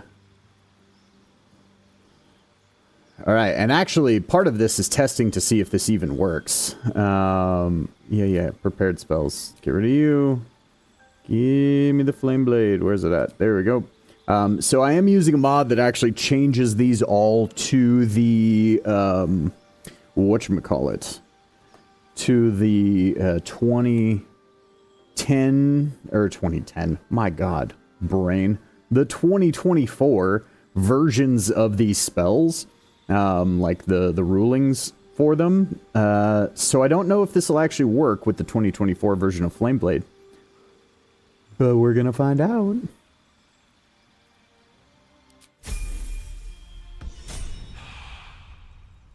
does also work with Shadowblade, in case anybody's wondering. Or, well, it does normally. So, now we're going to cast the Flame Blade. And then... Never quiet. On my way. Forget. This vessel is at thine disposal. Do what? Art thou certain? Yep, return to the fugue plane. Goodbye. Okay. Now... Dost thou require a new ally?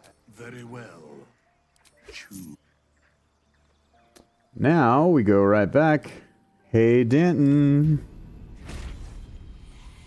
Alright. Yep, and now... Danton has... a handy-dandy permanent Flame Blade. Offhand only. Flame Blade offhand strike. Flame Blade strike. Ooh, okay. Okay, interesting. So they did actually change it.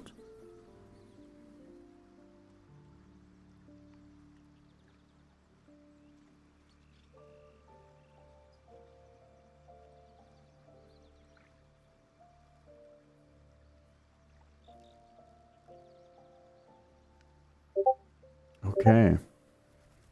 Alright, well, we're going to see. It's actually less janky than I originally thought it was going to be. Because normally, and that's the way that they've... I think this is the way that the mod creator who created this mod has intentionally tried to, like, close this gap. Is normally when you dismiss the Flame Blade, it would just dismiss at the same number of damage dice that it had originally spawned at. So when you spawned it, it would deal 3d6 on every swing, and when you dismissed it, it would deal 3d6 with every swing. The only downside is it no longer had the finesse property. I don't actually know if it ever had the finesse property. Because when it was tied to the spell, it would use your spellcasting modifier. The glitch version that we're playing around with right now would only utilize strength. But yeah, like I said, I kind of just want to see now how this will work. Circle of the Land, Arctic, because we don't care, because you're only going to be here for 5 seconds, Stanton, I'm sorry.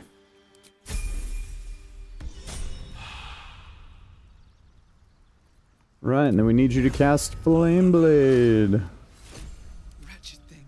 And then I'm going to come over here and talk to you. Hi, Danton. This vessel is at thine. Art Yep. thou certain? Yep. A sing. Bye. Very well. I have something to ask. Fate. Dost thou require a Like to talk about hirelings. Recruit a hireling. Hello, Danton. Welcome back. Let's get going. And then we will open your inventory, and we will send your Flame Blade to Karlak. And this time we'll leave you here. We just won't level you up or do anything with you, because we'll decide. This vessel is at thine. Wait for me in camp. Yep. You can just hang out here. Just welcome to being set dressing, Danton. What can I do you for? Yep. Oh, right. We're gonna talk about this. Blade of Frontiers? Yeah. Wait. No, don't. Not what he thinks. Thank you. Believe it or not, that's all I am. A woman from Baldur's Gate who's been away from home too long. Will's been deceived. It isn't his fault. See. Trust me, I'll tell you all about it after. Anyway, what were we talking about? I mean, I know where I'd be. Trapped in Avernus still, with the Blade of Frontiers on my tail. Just clear out all your dialogue. Yeah. But as for what's going on in, well, or at least make sure you're channeled in the right direction. Just to say, by the way, they're not. Okay. Cool. Now, oh right. Yeah? Come with me. Yeah. Right, and now let's go respec Mama Lack. shall be here in thy camp for whenever thou hast need of my services. Help me change my class. All right. And we're actually going to be a Ranger Cleric multi-class, but like any good caster multi-class, we clearly have to start off Sorcerer. Yeah, and we'll do Shadow for the free get-ups. We don't really care about these. We'll take Magic Missile just because Magic Missile always useful. This, if memory serves, will just end up defaulting to our spellcasting modifier on Ranger and Cleric once we switch that over. Booming Blade, always good spell. Combining Booming Blade with the Flame Blade sounds interesting. And then, yeah, Light and Mage Hand. Ta-da! And abilities. We don't actually care about your Charisma at all, because you're going to be Strength. And you're going to be Wisdom. And we'll give you a 14 Con. And we don't want your Initiative to suck, so there's that. Change. This will never come up, but have Insight, because it's a Wisdom skill. And ta-da! Confirm. Alrighty. Now we level up.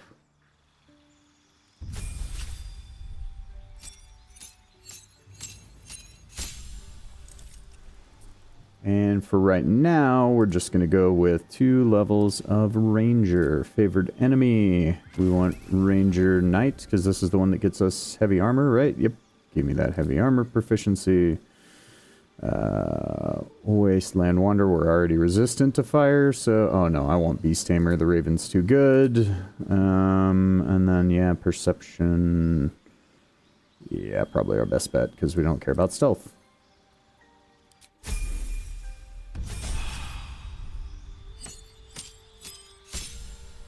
Now we get spells. What spells do we want here? We'll take Ensnaring Strike, because burning people with Ensnaring Strike just sounds fun. Good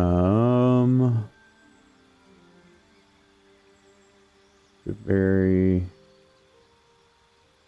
not terrible. Oh no. Actually, we have use for Hunter's Mark on this version of Karlach, so I guess we'll take Hunter's Mark. Yep, 2-weapon fighting.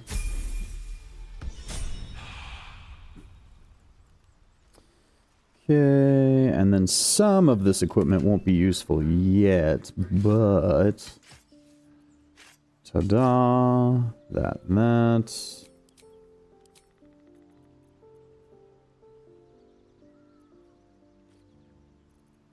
And then what are these triggering off of? Okay, so these ones do. That's an action. That's also an action. Okay. So pretty much no matter what, it's an action to do the 3d6 version of the attack. And that means it's going to use a full action, which means I'm not going to be able to do it with an attack roll. Okay. You know what? I don't really mind that nerf. Like, honestly, I'm using an exploit to do what I'm doing right now anyways. I don't know why Lae'zel wants to unequip the shield, but put it back on. Yeah. So yeah, that'll work. That's fine. Armor-wise, should have... Right, we'll go ahead and give Karlach this for right now. We're definitely going to re-dive that in a moment. And then I have a bunch of fire gear that I've been picking up specifically for you once you got here. Oh, right. That's going to go to you because you'll eventually have Divine Smite. Scoring. Hit with a ranged weapon from afar. Oh, okay. So I actually kind of want... These need to switch. I need you to have those. No. You take these. You take these. Actually, you take these.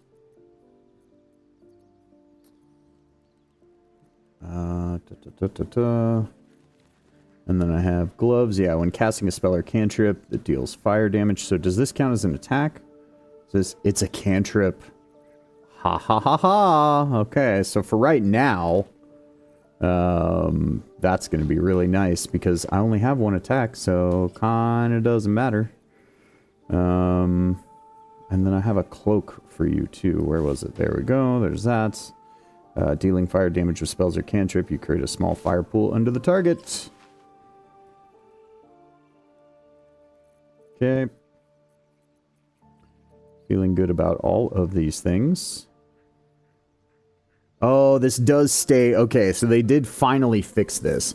So in older versions of the Mistress Spells mod, this tied to your spellcasting ability and would change with whatever spellcasting ability you got from whatever class you multi-classed into. So like Karlach's spellcasting ability now is actually Wisdom because the first class she took... The most recent class she took the first level in is Ranger, right? But this no longer resets its... Which is good. This is the way that it should work. I just wanted to see if it still worked the old way. So that's fine. I don't really mind that we're not going to have that. And there's not like another cantrip that I'm dying to have in its place. So we're good there. But we're going to have Longstrider now. We're happy about that.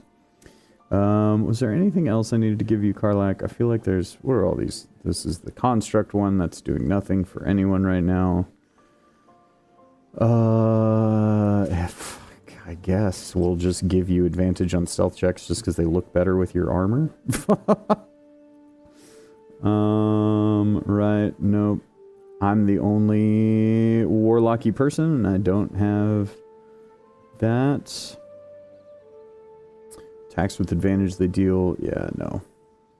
Okay. I think that's pretty much everything we need there. So we need to reduce some dying. Let's start with Lae'zel. We'll fix your boots. Ta-da! And then Shadowheart, we'll fix your boots. And then I usually like the Persephone die on Karlach. I feel like it looks pretty cool.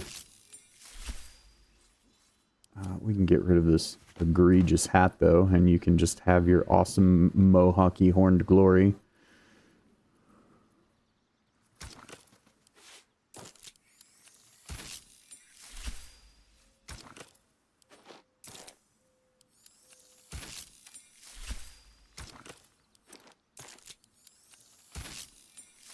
Ta-da, ta-da, ta-da. Alright. Ta-da, we feel good about all these things.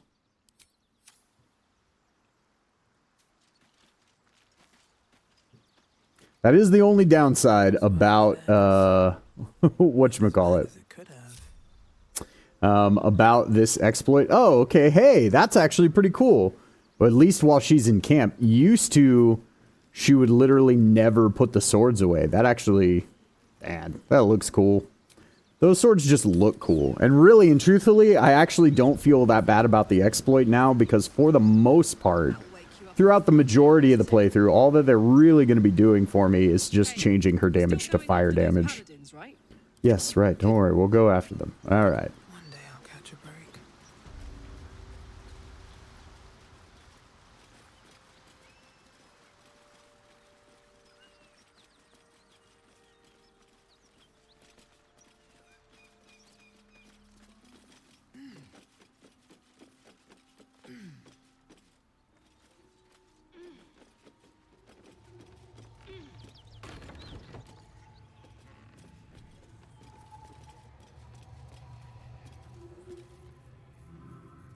Wait a minute, did I actually bind this packed weapon before I get into this fight? I'm like totally screwed.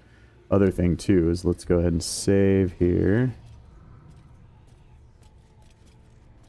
And I should be able to basically start this fight from here. Please. Yep. No cool. More. Leave us in peace and we shall leave you in kind. Cut the crap, Anders. I know what you are. Don't let her hurt us. Please. We just want to go. Oh, Anders.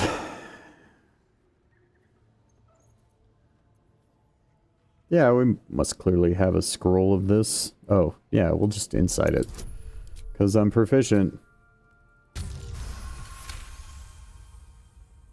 There's something in the squint of his eye. You suspect he's... Enough! The furnace wasn't it? Okay, so...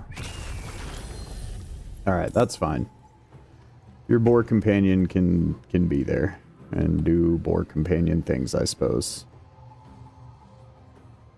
Okay... Oof. I am probably gonna die turn 1 here. That's unfortunate. Did not get the best initiative rolls, but we can take some suckers with us, hopefully. No, we don't want to do that. Let's try to hit some bleed on you. Yup. And clearly we want you out of the picture as quickly as possible, so get fucked. Ooh, nice. Lots of fun things here. Ooh, this Bloodbound Blade. Additional damage equal to your proficiency bonus. Okay, sure. What is hand axe to the forest self? Alright, well, we can take the time to peruse all those things later. For now... Since there's pretty much no way I can avoid dying because I'm like halfway in this door, I can at least more than likely keep the rest of my party safe. It's gonna be tough here.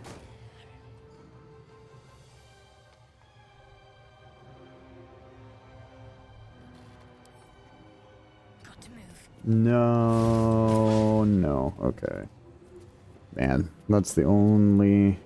It's hard to release, like if you've started to click, it's hard to release said click. Alright, are you close enough that I can... Yep.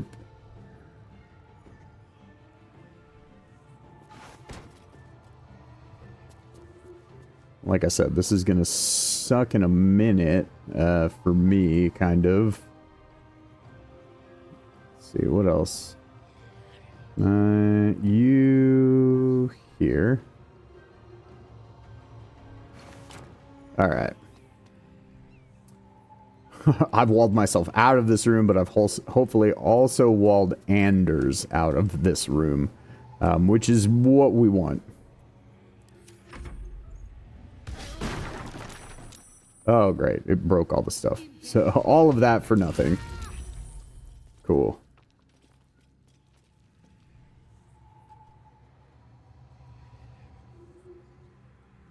Yep. Anders is about to come own me. Oh no, who's he coming after? Oh, spiteful stuff. What? What a choice, my guy. Okay. Alright. Well, you're making interesting life choices. Okay. What's my chances here? Yep. Because fuck you, that's why. Okay.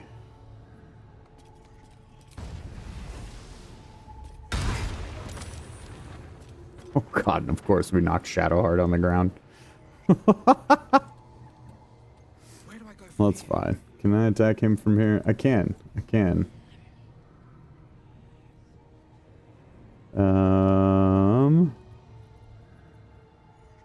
Oh yeah! I'm playing Shadar Kai. I forgot. Ta-da! Yeah.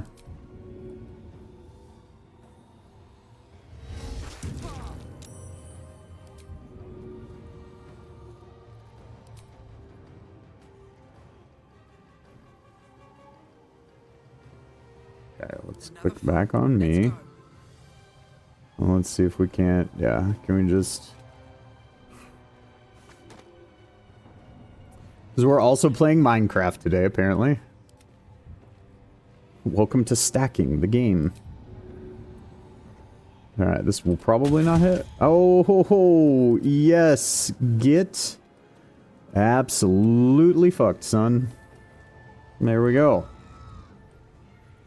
Sometimes the only way out is through.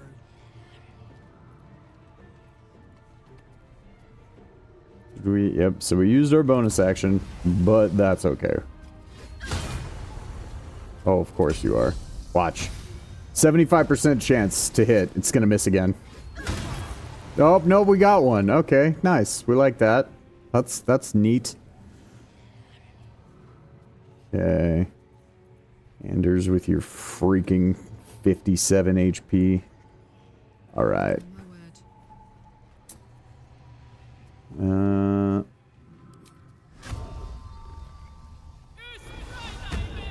Let's start there. And then... what is this?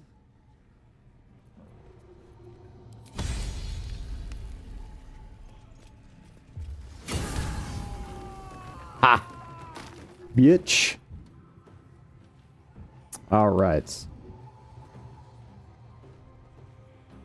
And Anders toast.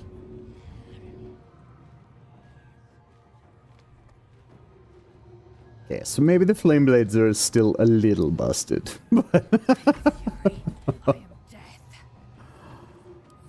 It's my billionth playthrough. I will do what I want. Thank you very much.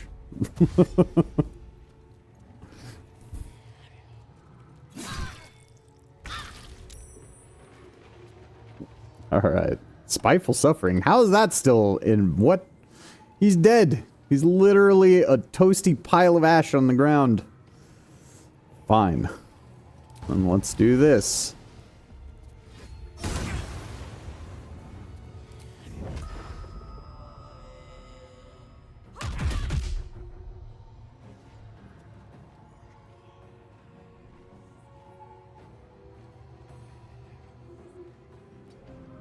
I will just move here so that there's room for other people to pile in on this nonsense dog pile that we've created here. Yes, you've marked me. I'm your quarry. Yep. Shield best spell in the game. That's another part of the reason why we're using Hexblade. I'm actually making a character without a sorcerer dip for once with this main character.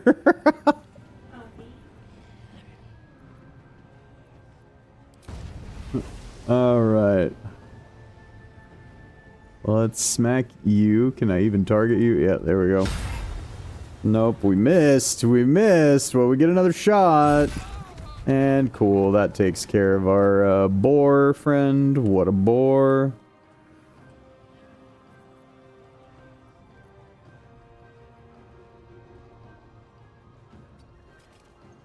And then she can't fall on the ice, so... ta-da! You definitely can fall on the ice, so let's have you not do that. Let's have you just, yep. Jump on out the door. I'm coming for you. Oh, that was a dumb idea to come over here. She's gonna drop that thing on me. No, that's fiend slaying. We can pop you with an acid arrow, though. How about that? You like them apples?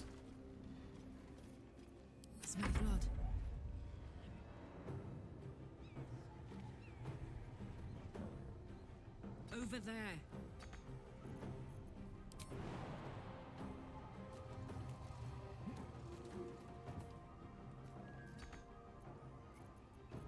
Oh, I can now no longer jump.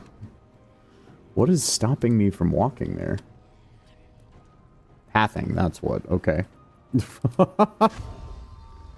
Target is out of sight. Are they? I feel like no. But okay. Whatever, we'll dash.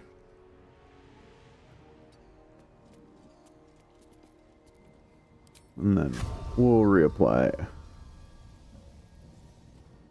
Hunter's mark. No, I guess we won't. Still can't see you? I feel like incorrect, but okay.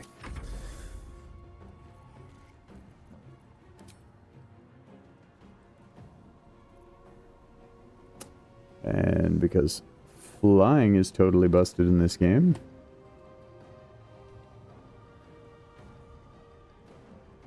Okay, well, can you find a path here? Oh, no, because all the other doors are shut, so you can't, what, fly through here? Cannot find a path. Okay, what? How? How can you not find a path? Please help me out here. Yeah, you can clearly find a path. Okay. Can you find a path up here now? No. That you can't find a path to, but you can fly through here. Okay, whatever. Mr. Raven. Okay, and then we will do this guy. Now can we find a path up here?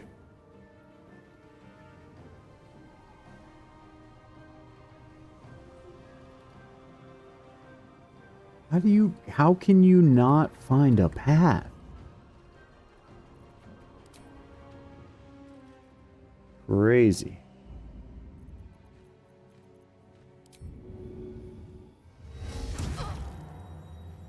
Aha!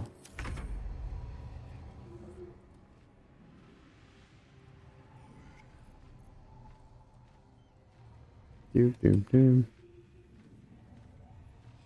Moving.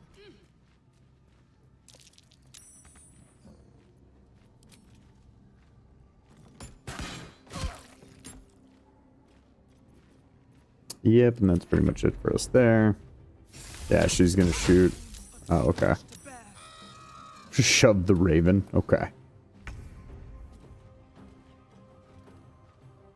Taking position. How about this one? You get down here. Oh, of course. Of course.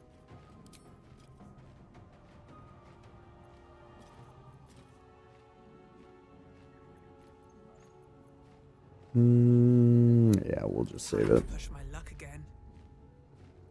No need to burn the War Priest charge. Because that... If any of Mummy's little friends want to pick up where the others left off, they'll find nothing but a that's right, she will. Okay, and let's get the hell outside so that Karlach doesn't burn us all alive.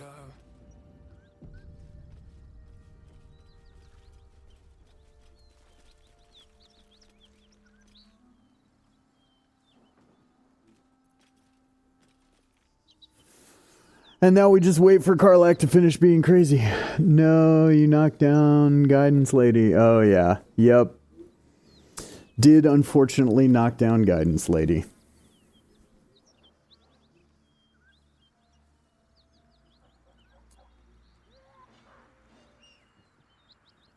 Although she's not Guidance Lady in this playthrough. She's,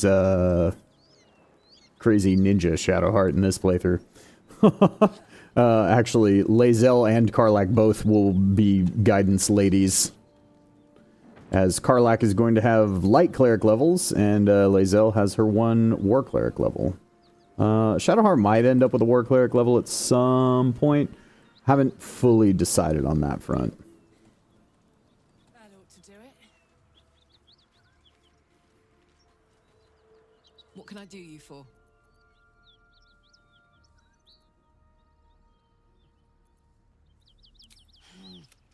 Granted, the fire's lasting a little longer than it should. Careful, soldier. If I burn any hotter, I might explode. Hear that? Won't be seeing my mechanic anytime soon, so I'll just... But meanwhile, the first time I faced down those... Right.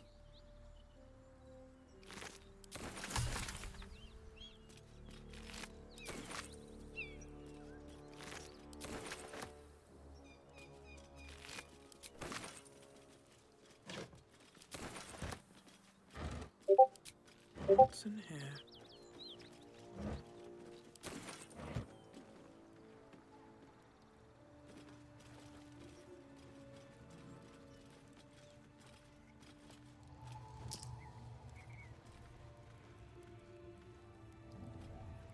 Wish I had a bag of holding. Oh, pathing, you're so bad. Literally had to go to the other side of the table to reach something that was 2 further inches away. Okay. And then I always forget, I don't think I've really tested fully whether this thing has to be a Worshipper of Tyr. Actually, well, we don't have the level yet. We will have it soon, but yeah. After this, we're gonna go take out a rocky dude. That's the best way that I could describe that. And then from there, why does Shadowheart have less XP than everybody else? 70 less? I guess inspiration things? Must be. Okay. But I'm a loot goblin, so first we gotta take all the stuff. Anders, give me your goodies.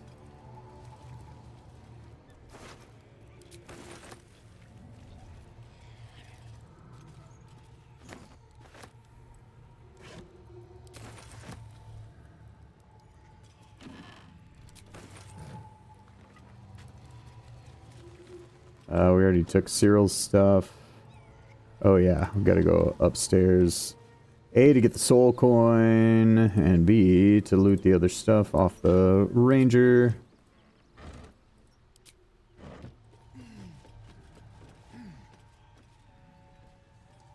Yep, those who don't know, there's soul coins sitting on this roof, which will also trigger the soul coin dialogue with Karlach, if memory serves.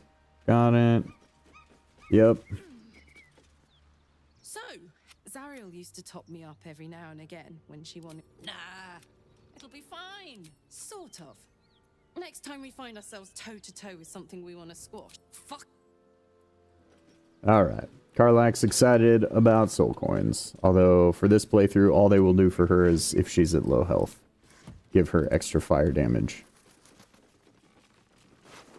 I just don't know of any way to be able to fit barbarian levels in this build successfully to get rage. I mean, in theory, I suppose I could just not have her do the, like, war cleric gish, or not war cleric, light cleric fire gish thing that I want to do with her, but that sounds fun.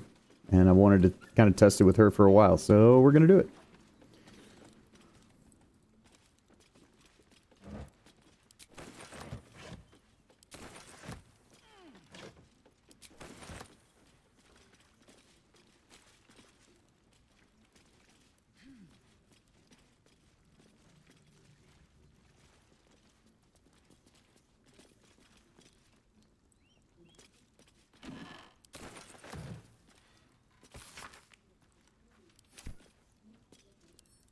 Yep, we'll take the household prayer, and then we'll come down into That corpse smells ripe.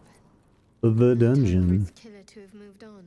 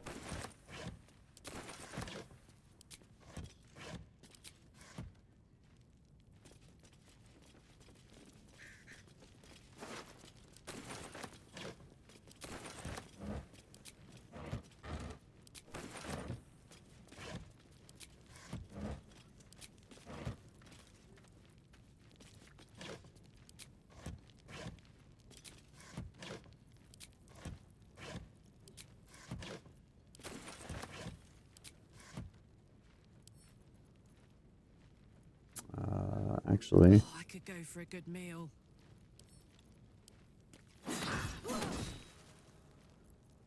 let's do this. No, does it not?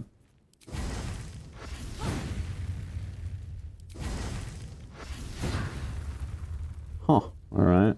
My faith will guide me. I guess that means that Shadowheart's actually probably the best option. Oh no, not ranged. We want melee. Yep. That's what I figured. For blood? No, never mind.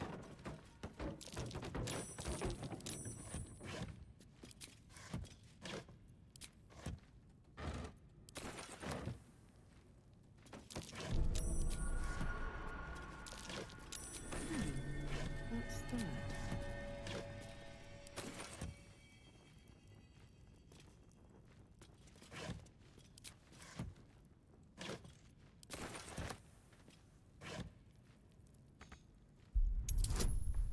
No, cancel. Yeah. So for those people who don't know, most people probably already do, but you don't actually need to disarm most of the traps in here. You really only have to get the pressure plate in the next room. You can safely wander around over all these bad boys.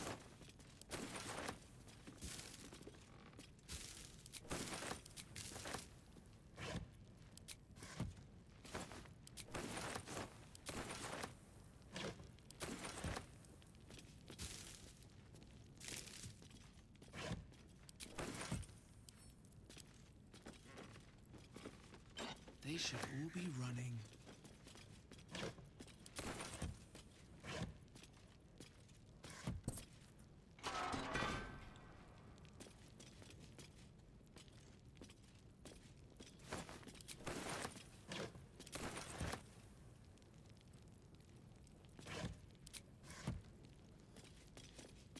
Right.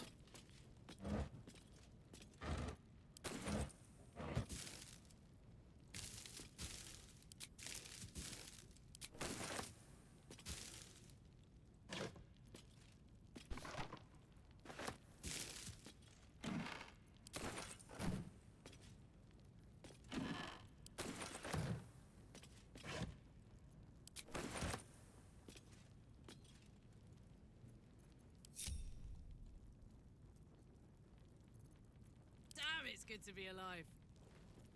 While I'm at it. Easy.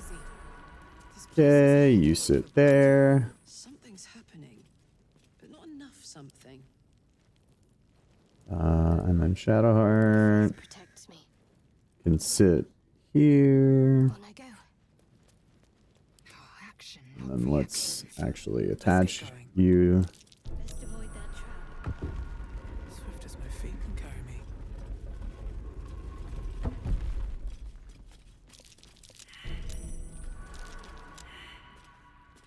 Oh, really? So nobody's actually going to spot the trap. Okay, well, fine. We'll just ungroup toggle and I'll just jump over it then.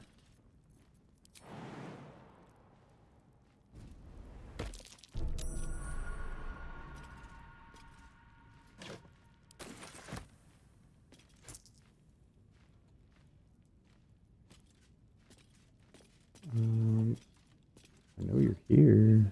There you are. Come on. What? Why? Can't I click you? Halt. Great sword, please. Thank you.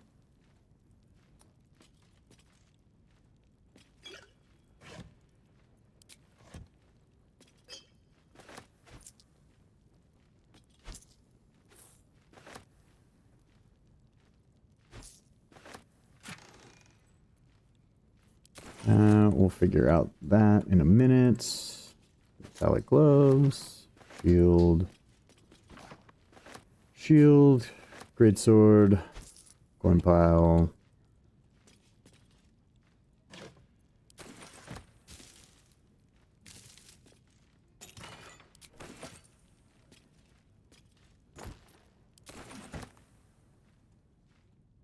Always room for more.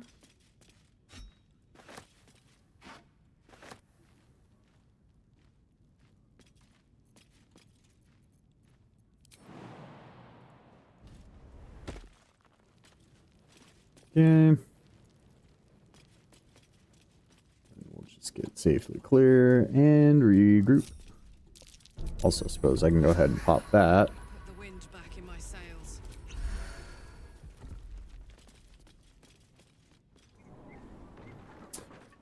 And we are going to head to Joaquin's Rest. Oh, no, we're not. No, first we're going to kite a big stone dude. Is this your first time on the Sword Coast, Blazel?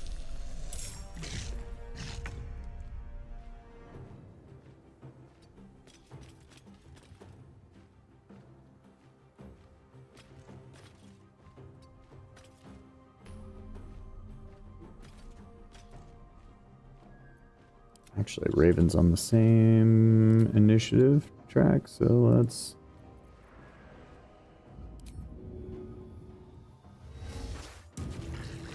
Awesome.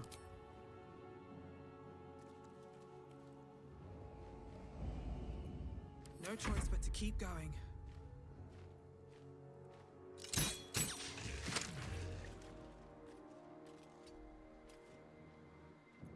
We can action surge next turn. Actually, I probably want to save it. This fight is very, very easy. You just have to kite this dude.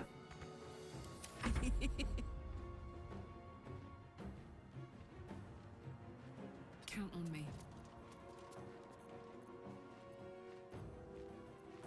Alright, we still have that going. Sure. Get him.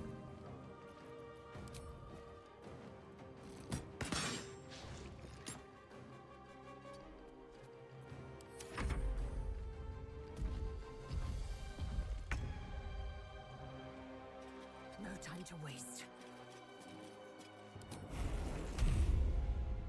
What's around?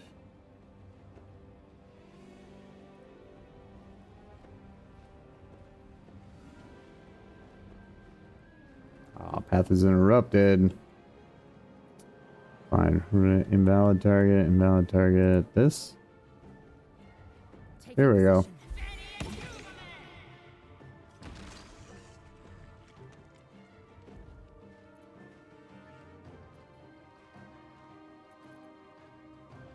Yeah, I know we don't really need to use any extra resources on this guy.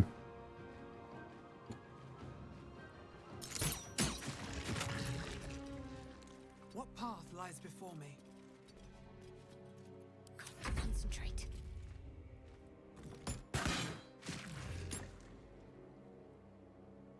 On the move.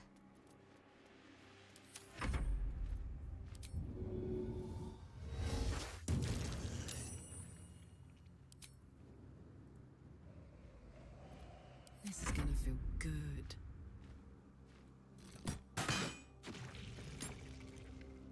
Tactical.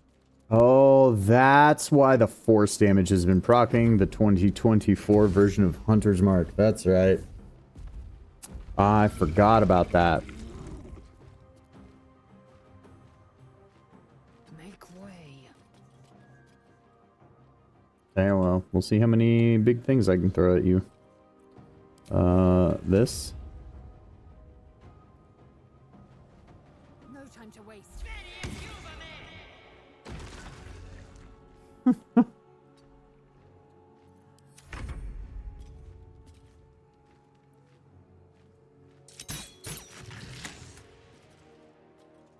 Alright, should have done the Raven first. That's fine. We can do the Raven now.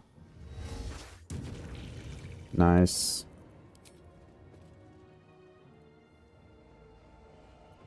They're dying for me. All of them.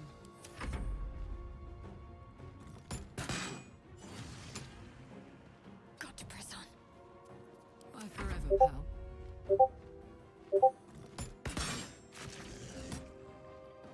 Close ranks.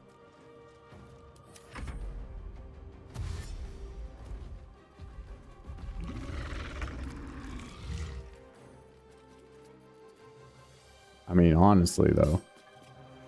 At this point. Oh, okay. Well, of course.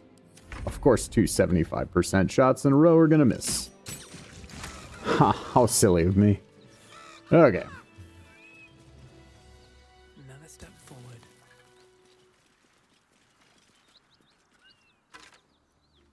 What's inside? And we'll take his money.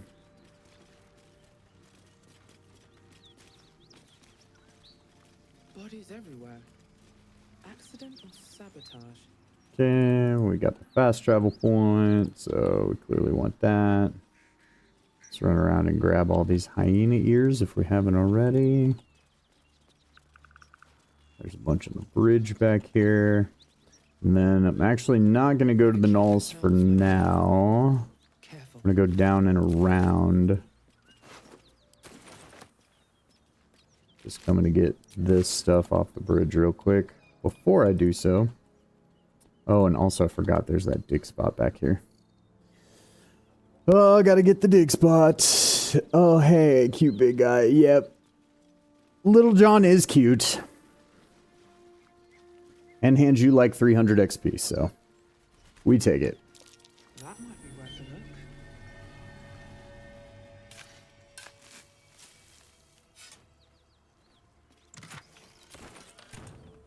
Okay.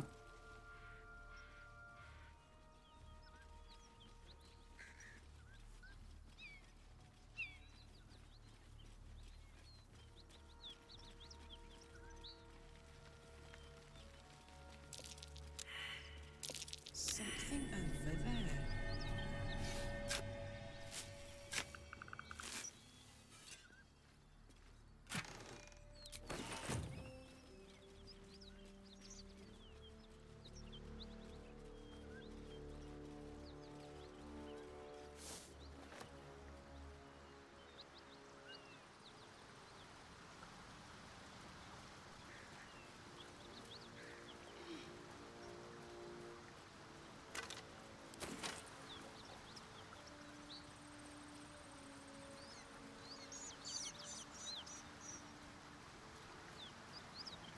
I'll take that.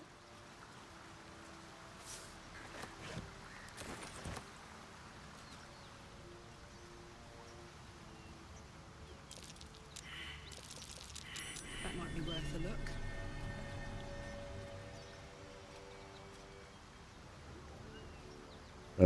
What? Oh, right. I need someone with higher strength. Duh. Right, and then we can get this bloodstone that was not at all under the rock, that apparently we had to move the rock to see. However that works. Cool. More potions. Oh, hey, what do these do? Command. Yeah. Okay. Tab into... You know what? Yeah. Lazel, I think it's, Oh, right. I have all this stuff. Okay. Lazel, you take that. And then we're going to re-dye it again. Karlak, you're going to take this one, and then we'll need to re-dye it. So let's... Do-do-do. That for Lazel. Alright. This for Karlak.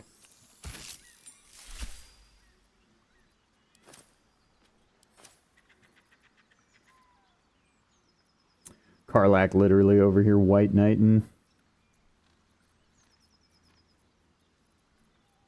Okay. Oh yeah, we'll give you Scroll of Scorching Ray. So that's intelligence. Nobody needs it. Charisma. That's way better here, because that'll actually just straight up make your charisma a 20. Or an 18. Yeah, an 18. I would give them to myself, except for I don't have any other charisma boosting items, so it would just be...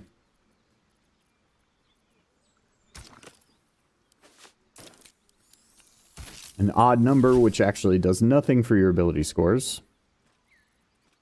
Because you only get improvements at even numbers. I'll stick with all of that the way that it is.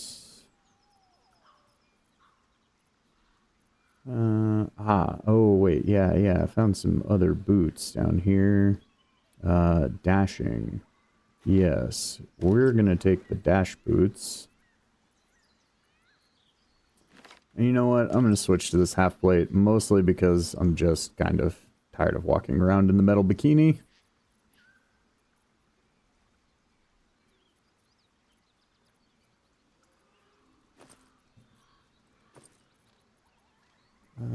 And then what? Oh, right.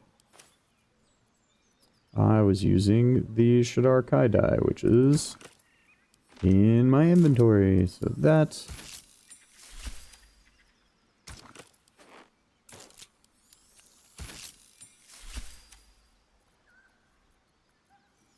Oh, cool. Yeah, because this, it doesn't actually do anything different or better than what it was already doing. Sword of Justice is probably just going to go unused.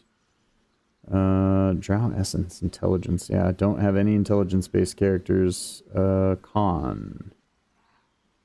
bonus, but only up to 17, so pretty useless. And yeah, Lae'zel, let's give you some command gauntlets. The AC is nice, but you know what? We've made it past... Honestly, we've made it past the most dangerous parts of Act 1 already. Which is basically just being low level and taking on any of the big fights. The Paladins, the Gnolls, the anything like that. Once you hit level 4, like... I mean, already by level 4, it's such a cakewalk by comparison. I mean, and even at level 3, it's not that hard. But it is certainly more dangerous, but I'd rather have the command now.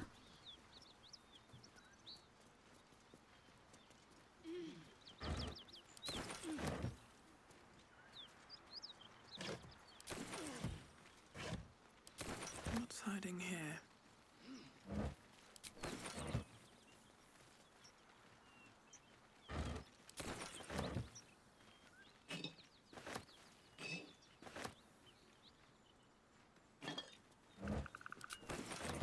And we'll take all the wine.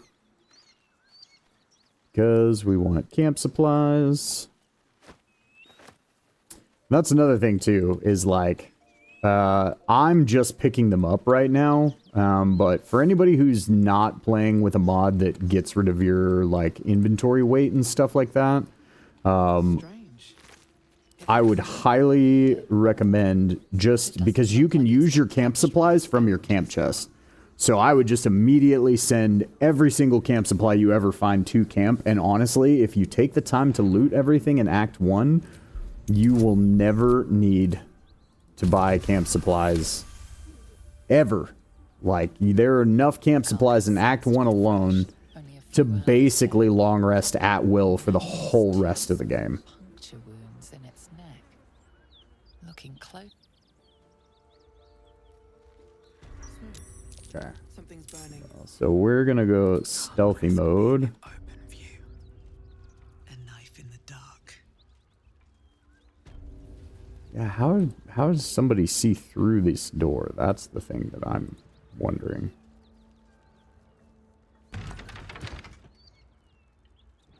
And then the fight at Joaquin's Rest.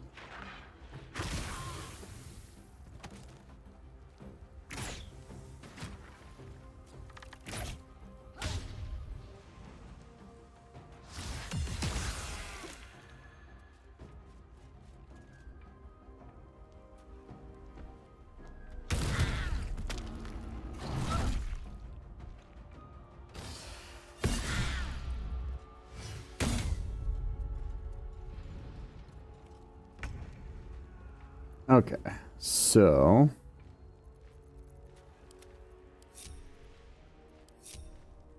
that we don't have any incidental movement we don't want, let's first try to fly, because if I'm not mistaken, I can bad omen this boy from here.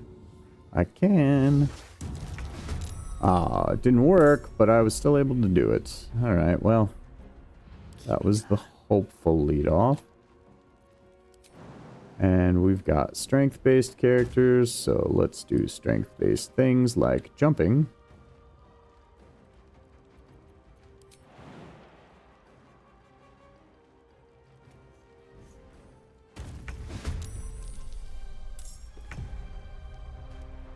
Cool.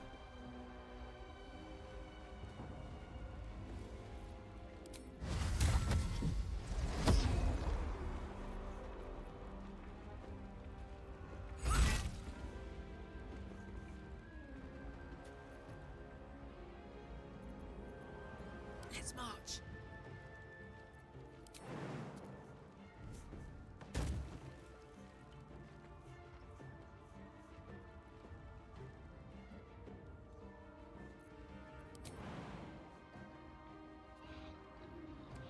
See, and this is when I always, man, I'm so bad about remembering my buffs.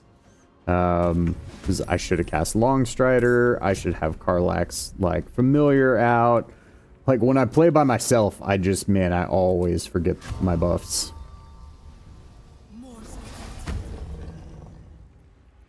Reapply Hunter's Mark.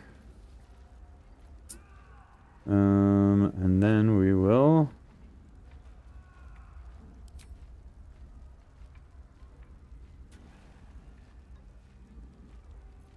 Yeah, no, we don't want to do that.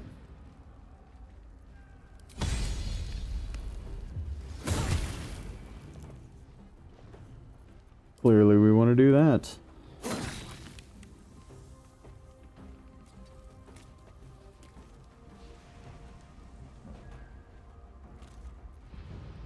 Come on, can't stay idle.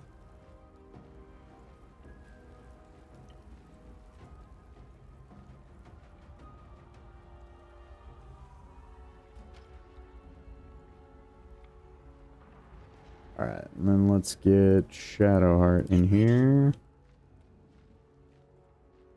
Well, actually, I guess probably should move up and at least take my actions before I decide what I'm going to do with Shadowheart.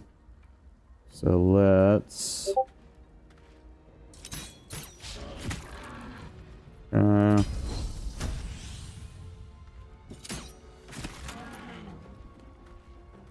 Awesome.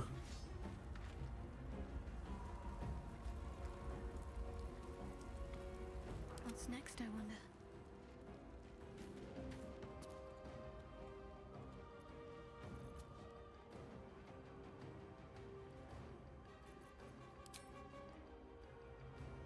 Time to meet your maker.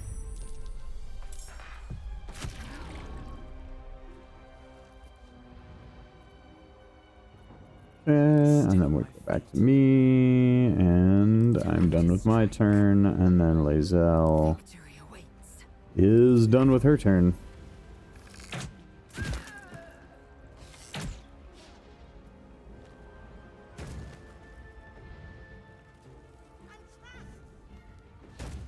Alright, Yev about to stomp some goblin ass.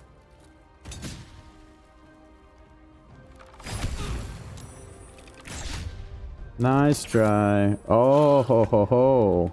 Is that so, buddy? Alright. Alright. Alright, alright, alright, alright, alright, alright. How did I lose my action there? Weird. Okay. My faith will protect me. Well, we'll just continue moving up. And then...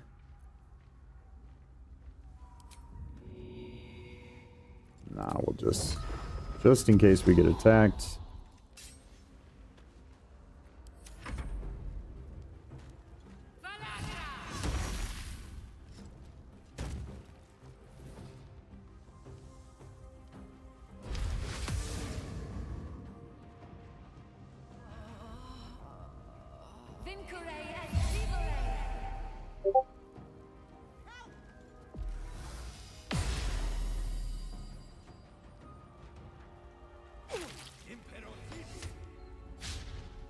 Oh, right, because that dispels darkness. Well, why wouldn't you just use that in the first place? Anyway. Oh, man. He is a glitchy boy. He is so excited. Or he's super mad. Kind of looks like a dude playing an FPS game trying to teabag at his enemy.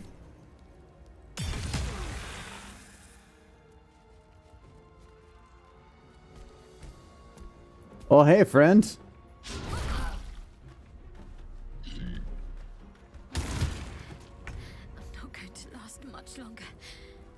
Oh, is that so? Okay, well... If we're gonna do that... Then...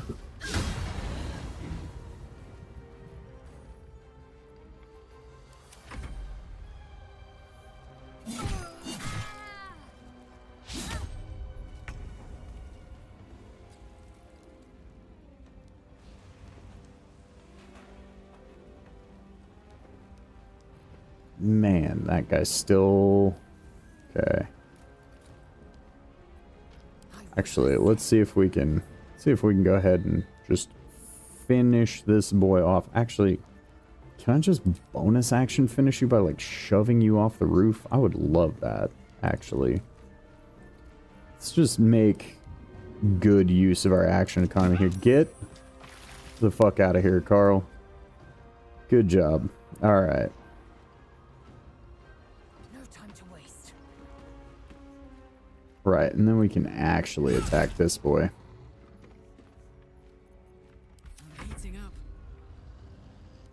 Which means that we can now switch our hunter's mark to this boy so that we can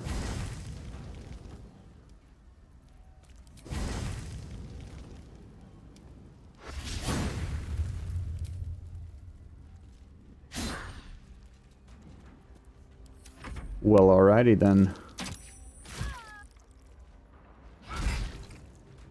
We've got a really low chance to hit with those weapons. I'm wondering, sometimes the scimitars glitch out and they don't let you have your proficiency bonus on attack rolls with them. I'm wondering if that is what is happening.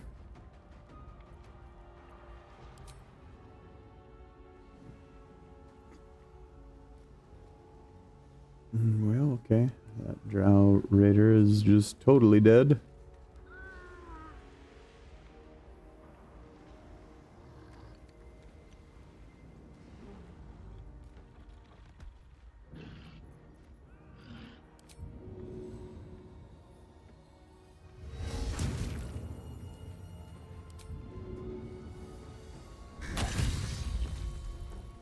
Okay. We can finish him off.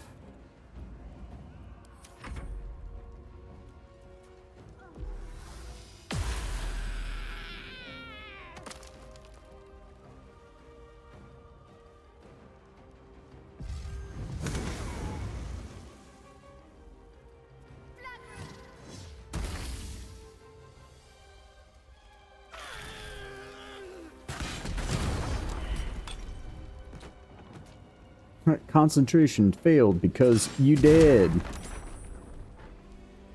They're getting after the dudes in this building a lot earlier this time.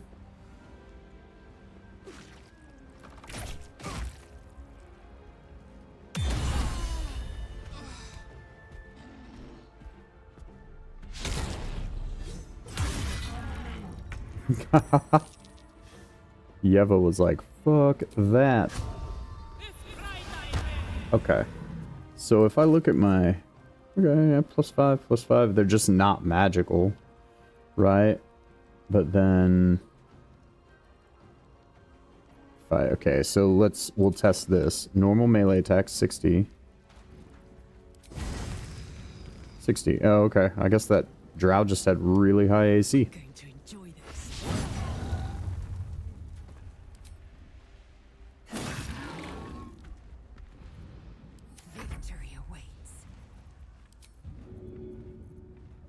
Yeah, so we're gonna need these to go here. And this is one of the less common and maybe less optimum uses for War Priest charges, but still useful at times, in that throwing counts as an attack for War Priest. And so therefore, you can throw 2 potions in a turn.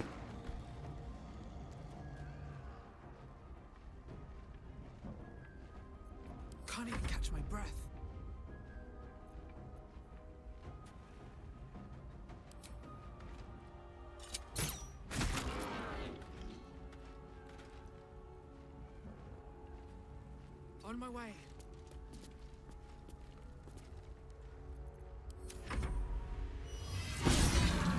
Yep. Yep, about to end this boy. On I go. This is probably not the optimum move, but we're getting after him anyway. Oh, right. I also should have done this, like, before any of that, because advantage good.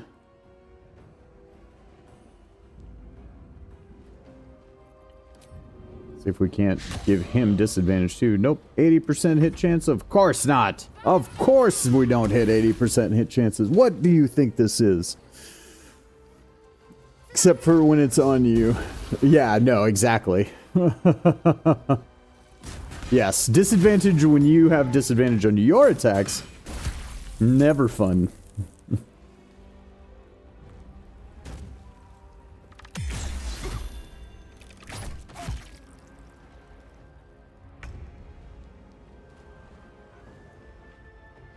And it's always this one freaking archer in this building over here. This dude is always in this encounter the last to die. Yeah, we're just gonna dash. Why not? Maybe I can shoot him with an offhand shot. Probably not, though.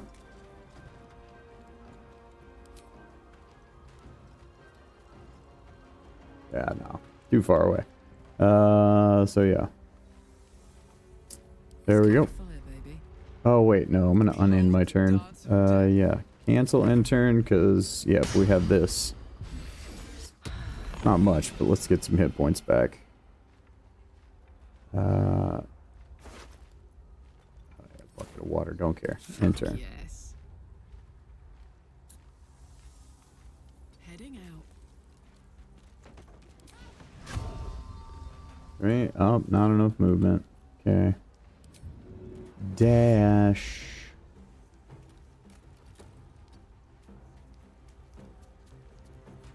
Swift and lethal.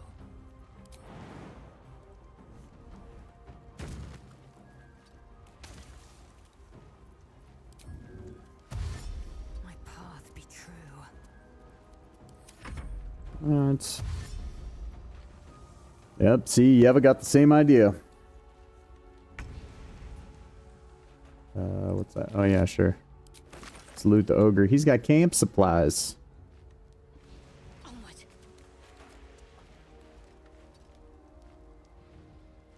I wish the game had cool features for advantage and disadvantage for, like, for example, one time when one of my players was throwing a dagger at a goblin with disadvantage, he nat 1'd and nat 20'd, so I had him nick the ear of the goblin, intimidating it and bouncing it off the wall behind the goblin, nicking the other ear, then nicking the ear of the player that threw it, doing like 2 damage for each nick.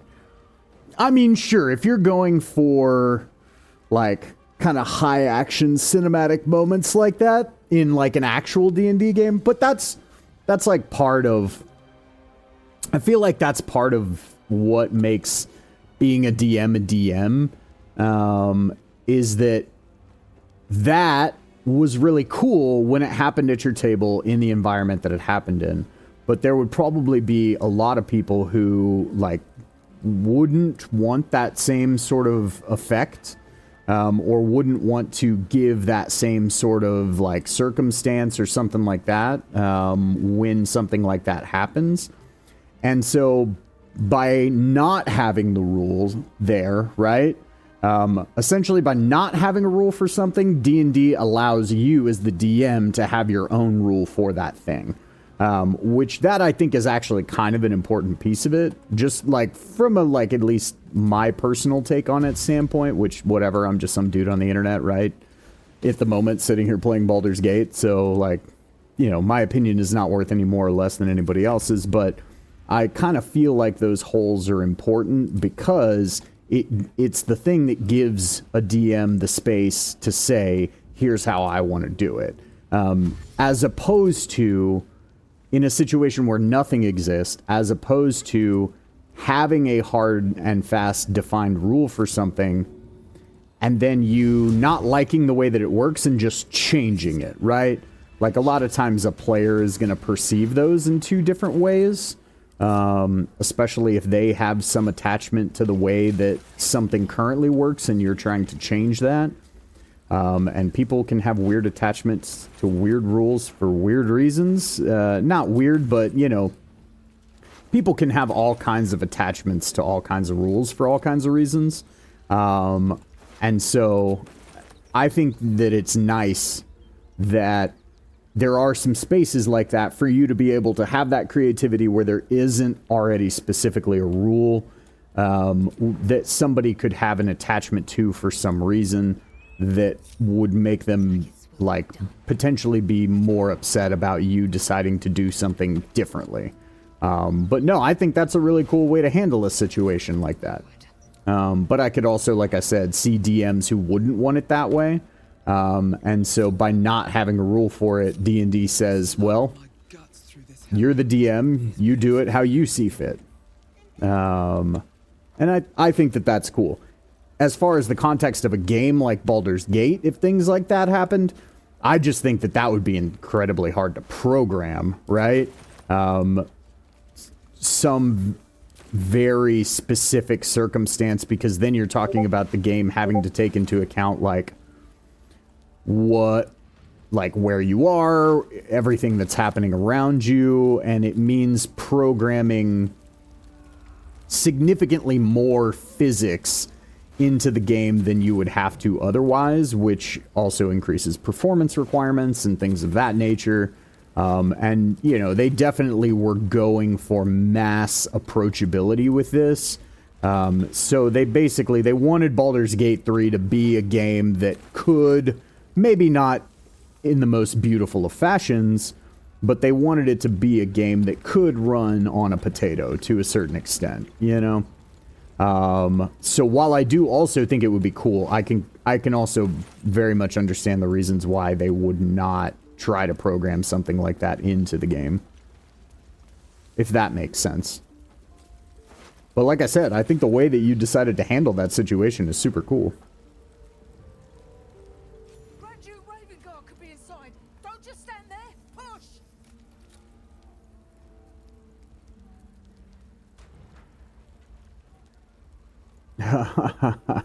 Right. I should have had Karlak talk to them. I forgot. He could be trapped. Help us get. All right.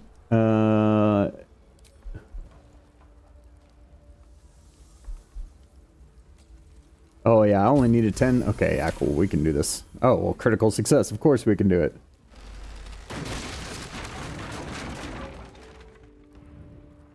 Inside, hurry. We don't have much time. As a former potato owner, you disagree? Though that Baldur's Gate wouldn't run on a potato?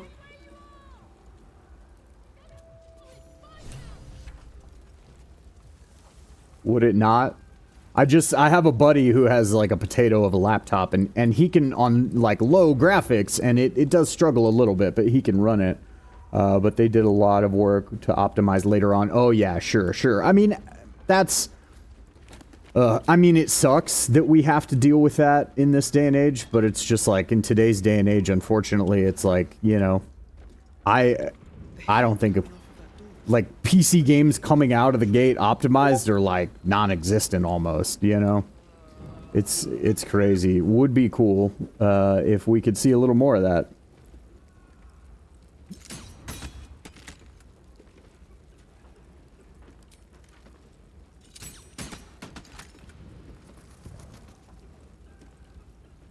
I had single digit frame rates?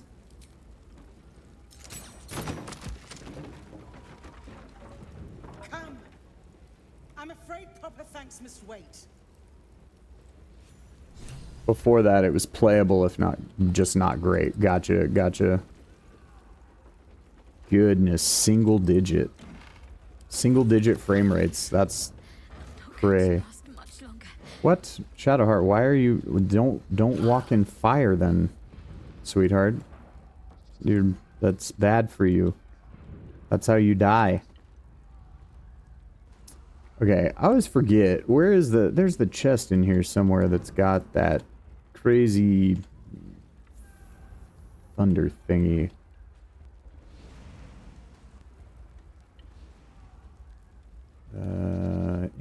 Yeah.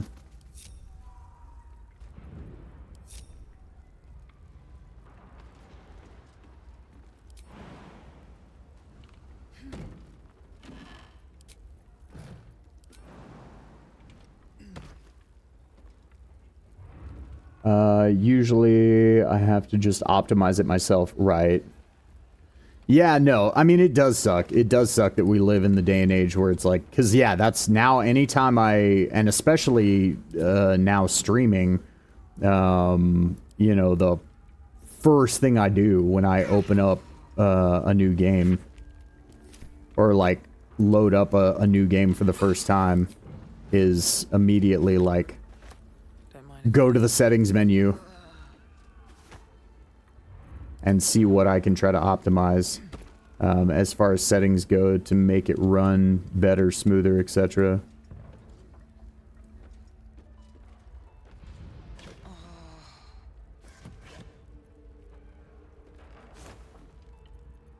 I luckily, because my computer is by far not top of the line, but it's pretty decent.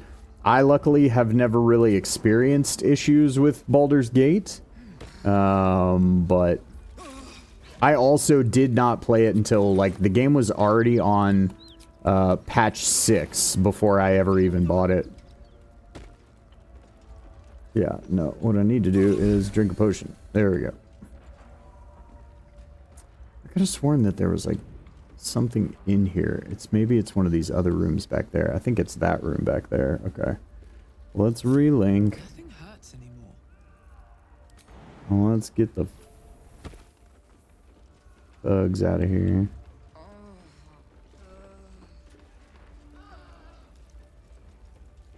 Okay. So let's do this then. Can I not shoot it from here? Why can't I shoot it from there? What? Can I come right here and shoot it from here? I can definitely see that door from here. Do I really need to move over further? Sturdy.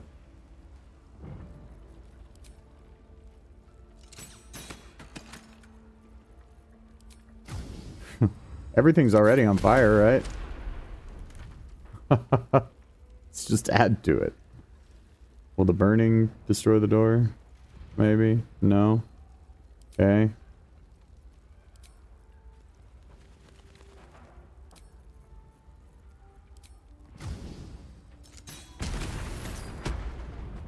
Okay. Cool. Right, that's the chest that I want.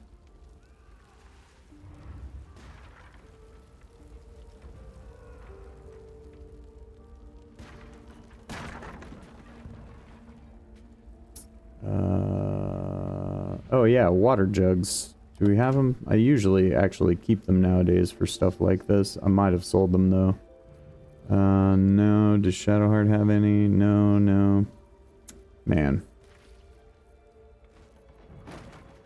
Okay.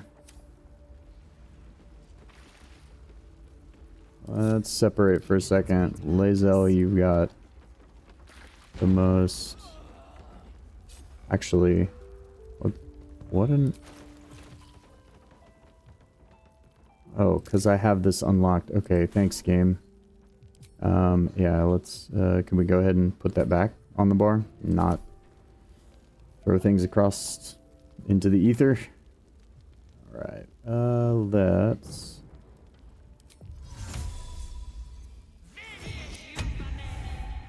Because I think this mage hand can move the chest. Yup, sure can. Okay, cool. There. There.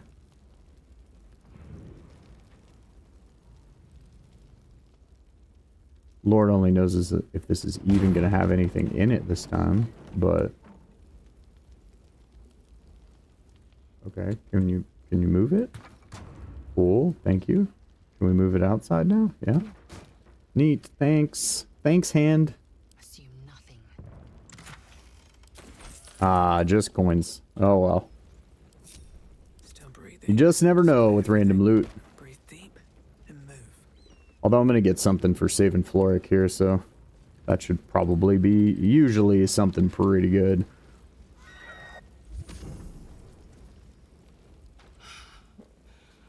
Fresh air. At last. Your boldness is a blessing. I'm in your debt. Counselor, are you It's part of why I wait for Steam sales now. Yeah.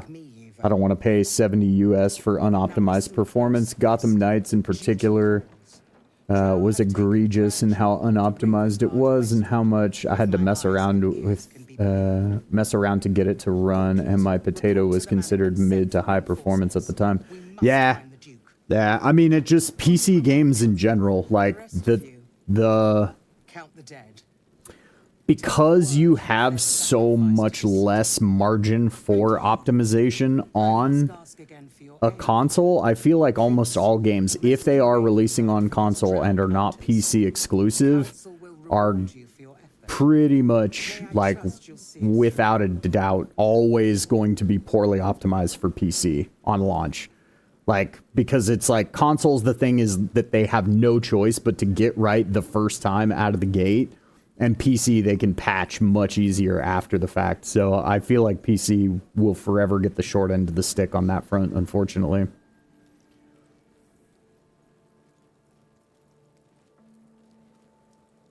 It is not fealty, I ask. Merely a great favor on behalf of my city. Grand Duke Ravengard is the invisible force holding Baldur's Gate together. Without him, the city faces collapse.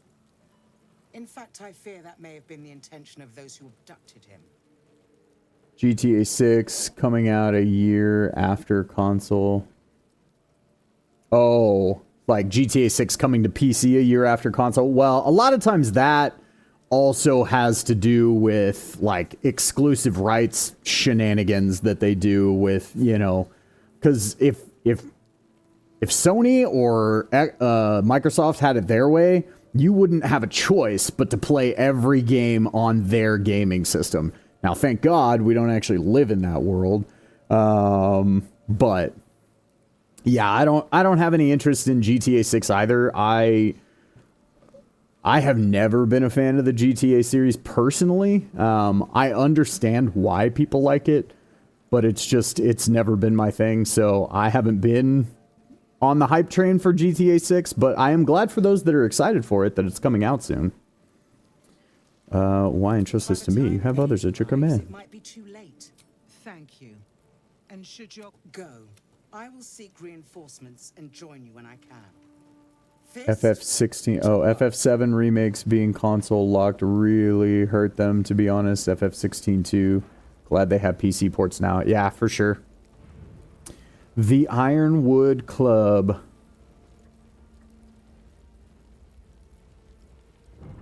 Ooh, Dwarven Defender plate. That's pretty good. What does defensive stance do? And it gives a con bonus. Okay, those Dwarven Blood can channel there. Gain +2 armor class, though your movement speed is halved. This resilience flows. Okay, well, what are the other items? Is there anything? Intelligence +2, up to 20. Well, nobody's using brain drain gloves. Nobody's doing enough psychic for that to really matter.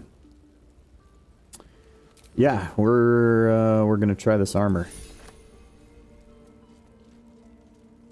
and then we're gonna do some juke moving around with equipment here. So, would Nintendo get the memo? Yeah, but that's always been Nintendo. I mean, that's why Nintendo fell out of the market the way that they did. Because Nintendo, you know, Nintendo has always made, like, everything exclusive, everything proprietary, like almost no third-party stuff, like, you know, and during the PlayStation and, I mean, at the time it was PlayStation and Sega Saturn days, right? Xbox being a contemporary of PlayStation 2. I mean, Nintendo, the Nintendo 64 was, like, the most expensive failure ever. And it feels like it was super successful because we have all these gaming franchises that came from it, that were, like, you know, people consider them hallmarks, right? Like GoldenEye, 007, which is finally getting a remake, apparently. Whatchamacallit, you know, that's where the first, like, really good Mario Kart games came from, I think, the first Mario Party ever released.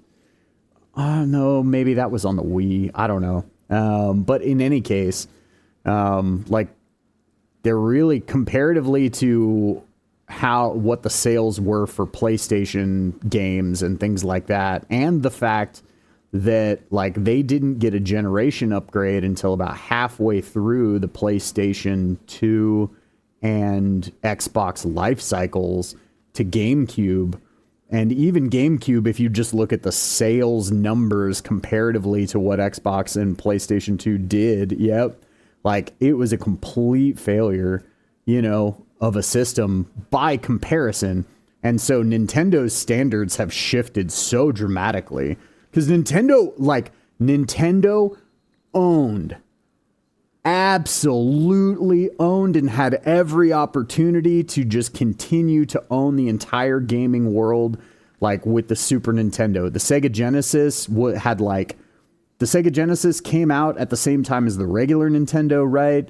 And it was a better system, and that was great, and that was kind of Sega's claim to fame, is it was the bigger system faster. But then the Super Nintendo came out and just ate the Sega Genesis's lunch.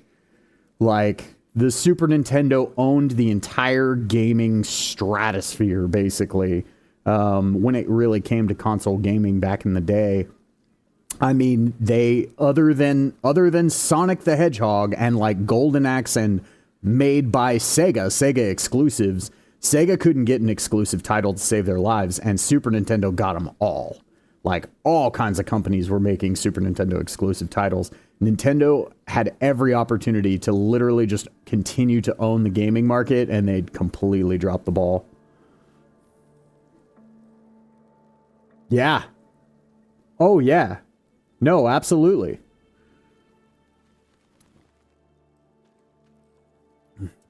I mean, like, the Super Nintendo crushed Sega's souls.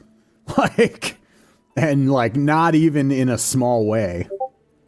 All right, we're doing equipment juggling. Rather than nerding out about game systems of yore. All right. So, the truth is, Karlach's going to see a lot more time on the front line than I am. And so I think this, because this Challenger's Glare is nice, but actually making enemies run past my allies to come attack me is a more useful tactic. So that'll at least give me a slashing damage debuff and let me hit that Challenger's Glare when I need to. For some CC action. So where's my die here? Here we go. With this. Nope. I'm not trying to spin the model. I'm trying to put this over here. Thank you, game. Right. And then at some point I will probably find one of these Faerun dies. The Shadarkai die is kind of neat, but it's sort of, it's losing its luster for me, if you will. Right. And then shiny Flame Paladin, or Flame Champion Karlach here, can have that. And now, yeah. Like the way that that's looking. And that's going to give her a con bump, and that gives her a con bump, which should give her an HP bump, too. Yeah, it's only 3 hit points for right now, but, you know, it's not nothing. It's not nothing. Oh, wait. Or does one of these say... Oh, no. One of these says up to 17. So I bet you she's not even actually getting it. She's... Oh, no, because her con was 14 before, so now it's 16. Yeah. Cool. She'll also help her with her concentration, which will be nice, because she's probably going to be the one who carries Bless for us most of the time. Have I been this way before?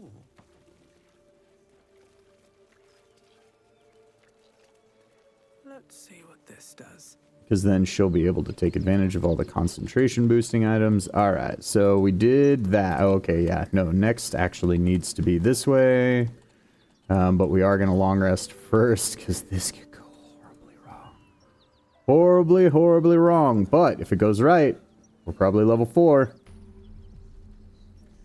Sega grabbing Atlas really helped them. Yeah, well, I mean, Sega grabbing Atlas really helped Atlas, because I'm pretty sure Atlas would no longer exist if Sega hadn't grabbed them. They were... I mean, towards the end of the PlayStation days, I mean, God, Atlas was just churning out bangers all the time on the PS1 era, man.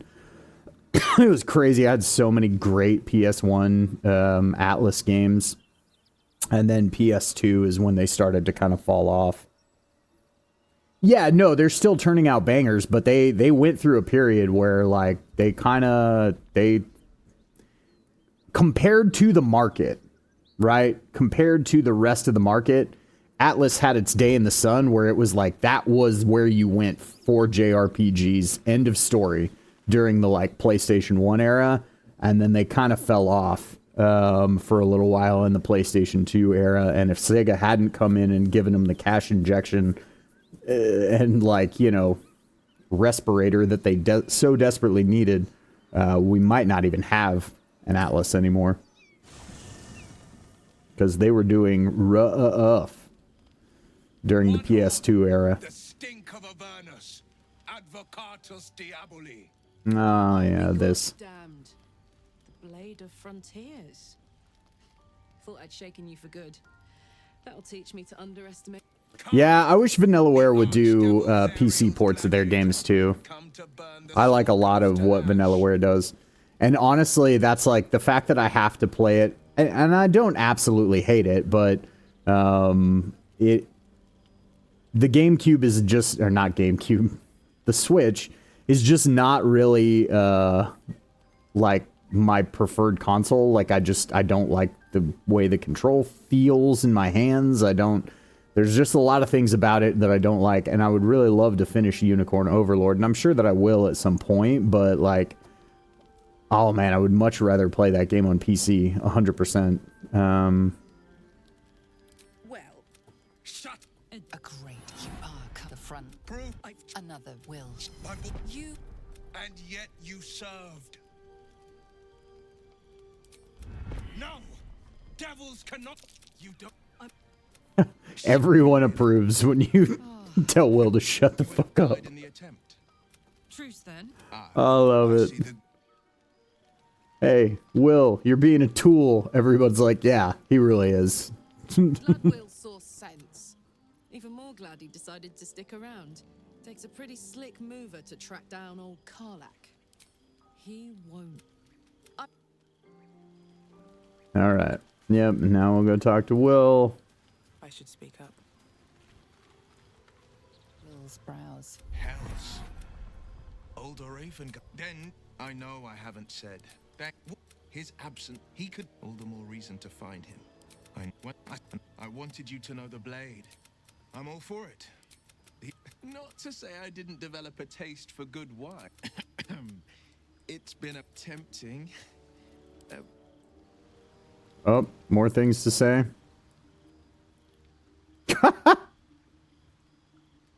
Not so much a story as a pantomime. You're one night soon when we make camp. The everyone in dialogue mod is great a lot of times when you're outside of camp, but the everyone in dialogue mod while you're in camp leave something to be desired at times.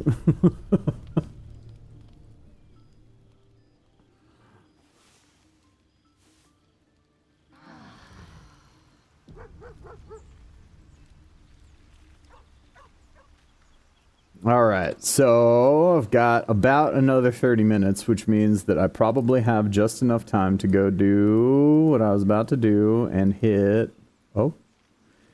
hopefully, level 4. So we're going to leave camp. And then we're going to all stealth.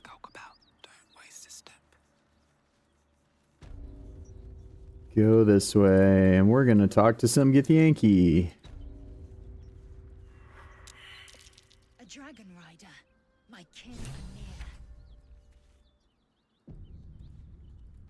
size of that thing. Looks so much bigger when it's flying above you.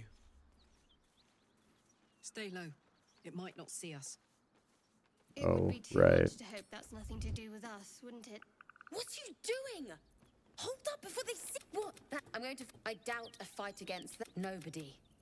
Just another I go my own way. Rag. That's it. I'm getting out of here. Okay. And then we trigger the Lae'zel running over there. No. Stop wasting time, Beretta. No, our queen. Yeah. The gift. Yes. Lae'zel fangirls. The dragons follow me. Right. And then Lae'zel's gonna go fuck off on her own. And so we're gonna go follow her. And this is where we ended our honor mode run. Ryder,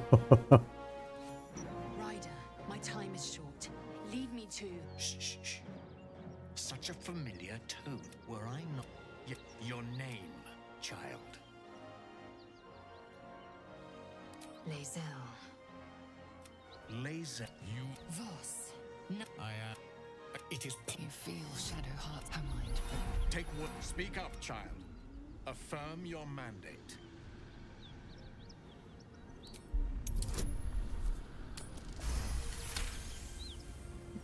Oh, right, because Lae'zel's the one who normally gives me guidance, so I don't even get guidance on this. Oops. Whoops. Kithrak nods. You serve your... I fly now to Danos, to the sky. Ta-da! And we're level 4. Damn it all! You did well to intervene, vexed as I am to admit it. The distilled Kithrak would have flayed our skin and left our carcasses to burn in the sun.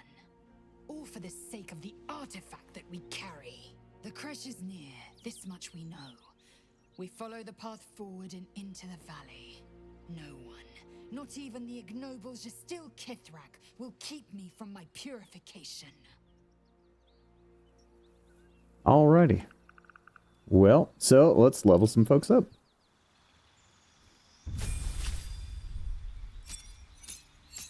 Get some fun stuff this time around. Nope, we will not be going Arcane Archer. We will be going Battlemaster. It's kind of sad to have all of these. Oh, it could do Echo Knight. Echo Knight could actually be really fun.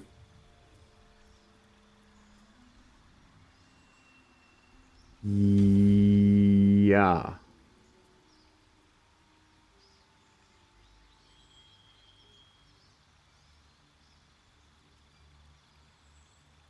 Yeah. We're definitely going to do Echo Knight. That actually sounds really fun for this build.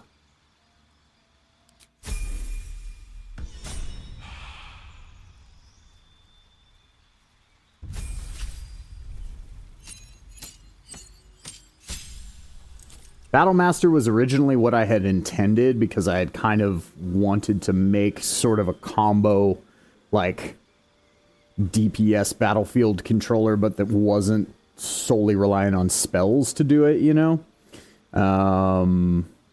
But yeah, and here it would be nice to have our subclass, but this is where we are going to pick up our cleric domain. So we will go light. Yep, light domain. Cantrips. Yeah, this we actually want some cantrips. We can do Moon Flare. Hand of Radiance, right, and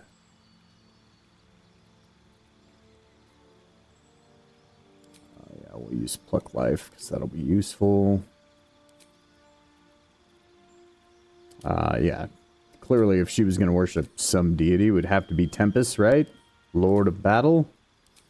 And then prepared spells. Let's do... Oh, interesting. Okay, yeah, we'll do Spirit Blade, and Bless, and Guiding Bolt, and, yeah, Shield of Faith. Why not? No. Yeah. There we go.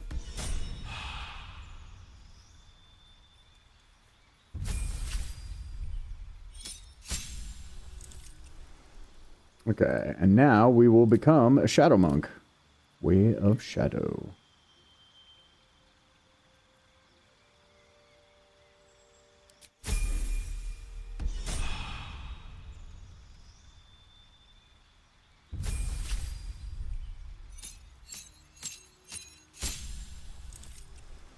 Oh, Lae'zel's pointy boots.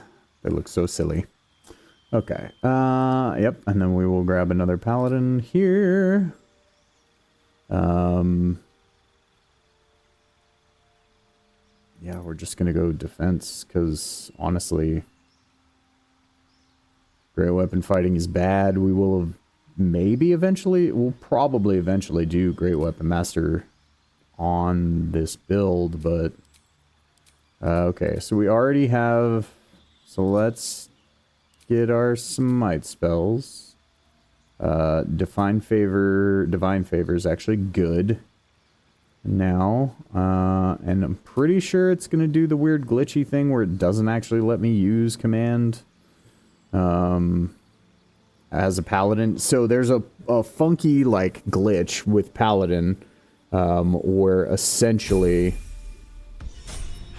if you have paladin and cleric levels, and let's see if it does it. Oh, okay. No, it is actually, it's actually working. Neat.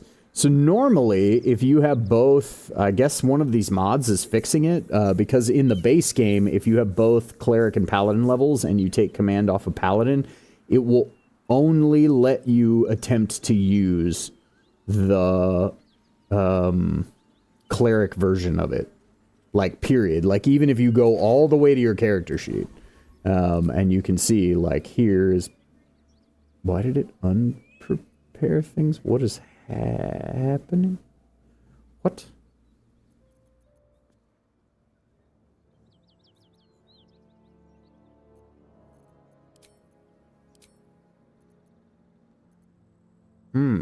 Well... So, interesting things happening. So what happens when I put other spells in these slots? Does it give them to me? Just in addition, is it just going to let me, like, prepare more spells? Because of some weird glitch? Crazy. Well, okay, well, that's Nutter Butters. I don't know what's doing that for us. Weird. We'll see if that stays the same after a save and a reload, because we're basically at the end of things for today, for the most part. There's not really going to be a ton more that I could do. I don't think that I would be able to finish the nulls in the next, like, 12-ish minutes, so I'm probably going to go ahead and stop here, and next time we'll get into reorganizing people's hotbars, because they clearly need it at the moment. Like, I just... still need to do that. But yeah, thanks for coming by. Thank you for hanging out. And while I just play through Baldur's Gate and work on this funky build that I'm working on with this Shadar Kai here, that's now an Echo Knight. How does Manifest Echo work? I just kind of want to see it now. Does it? Okay, so it's shadowy me. And then what happens? Shadowy me can fly. Okay. Neat. Okay. And then I can swap places. Okay. Fun. And then attack near Echo. When you take the attack action on your turn, can you use the Echo space to determine the range of your melee attacks? Yeah. Okay. Neat. And then this is just move Echo, which I assume this probably only triggers in combat, I'm gonna guess. But yeah. Okay. Neat. Alright, well, so in that case, let's find somebody to raid. Right? Because that's the thing to do right now. So let's see who's on. Let's see who's on that we wanna... Ah, yes. Baldur Dad 3's. Machiavellian Raccoon, so yeah, we're 100% gonna have to raid her. So Stream manager. Raid channel.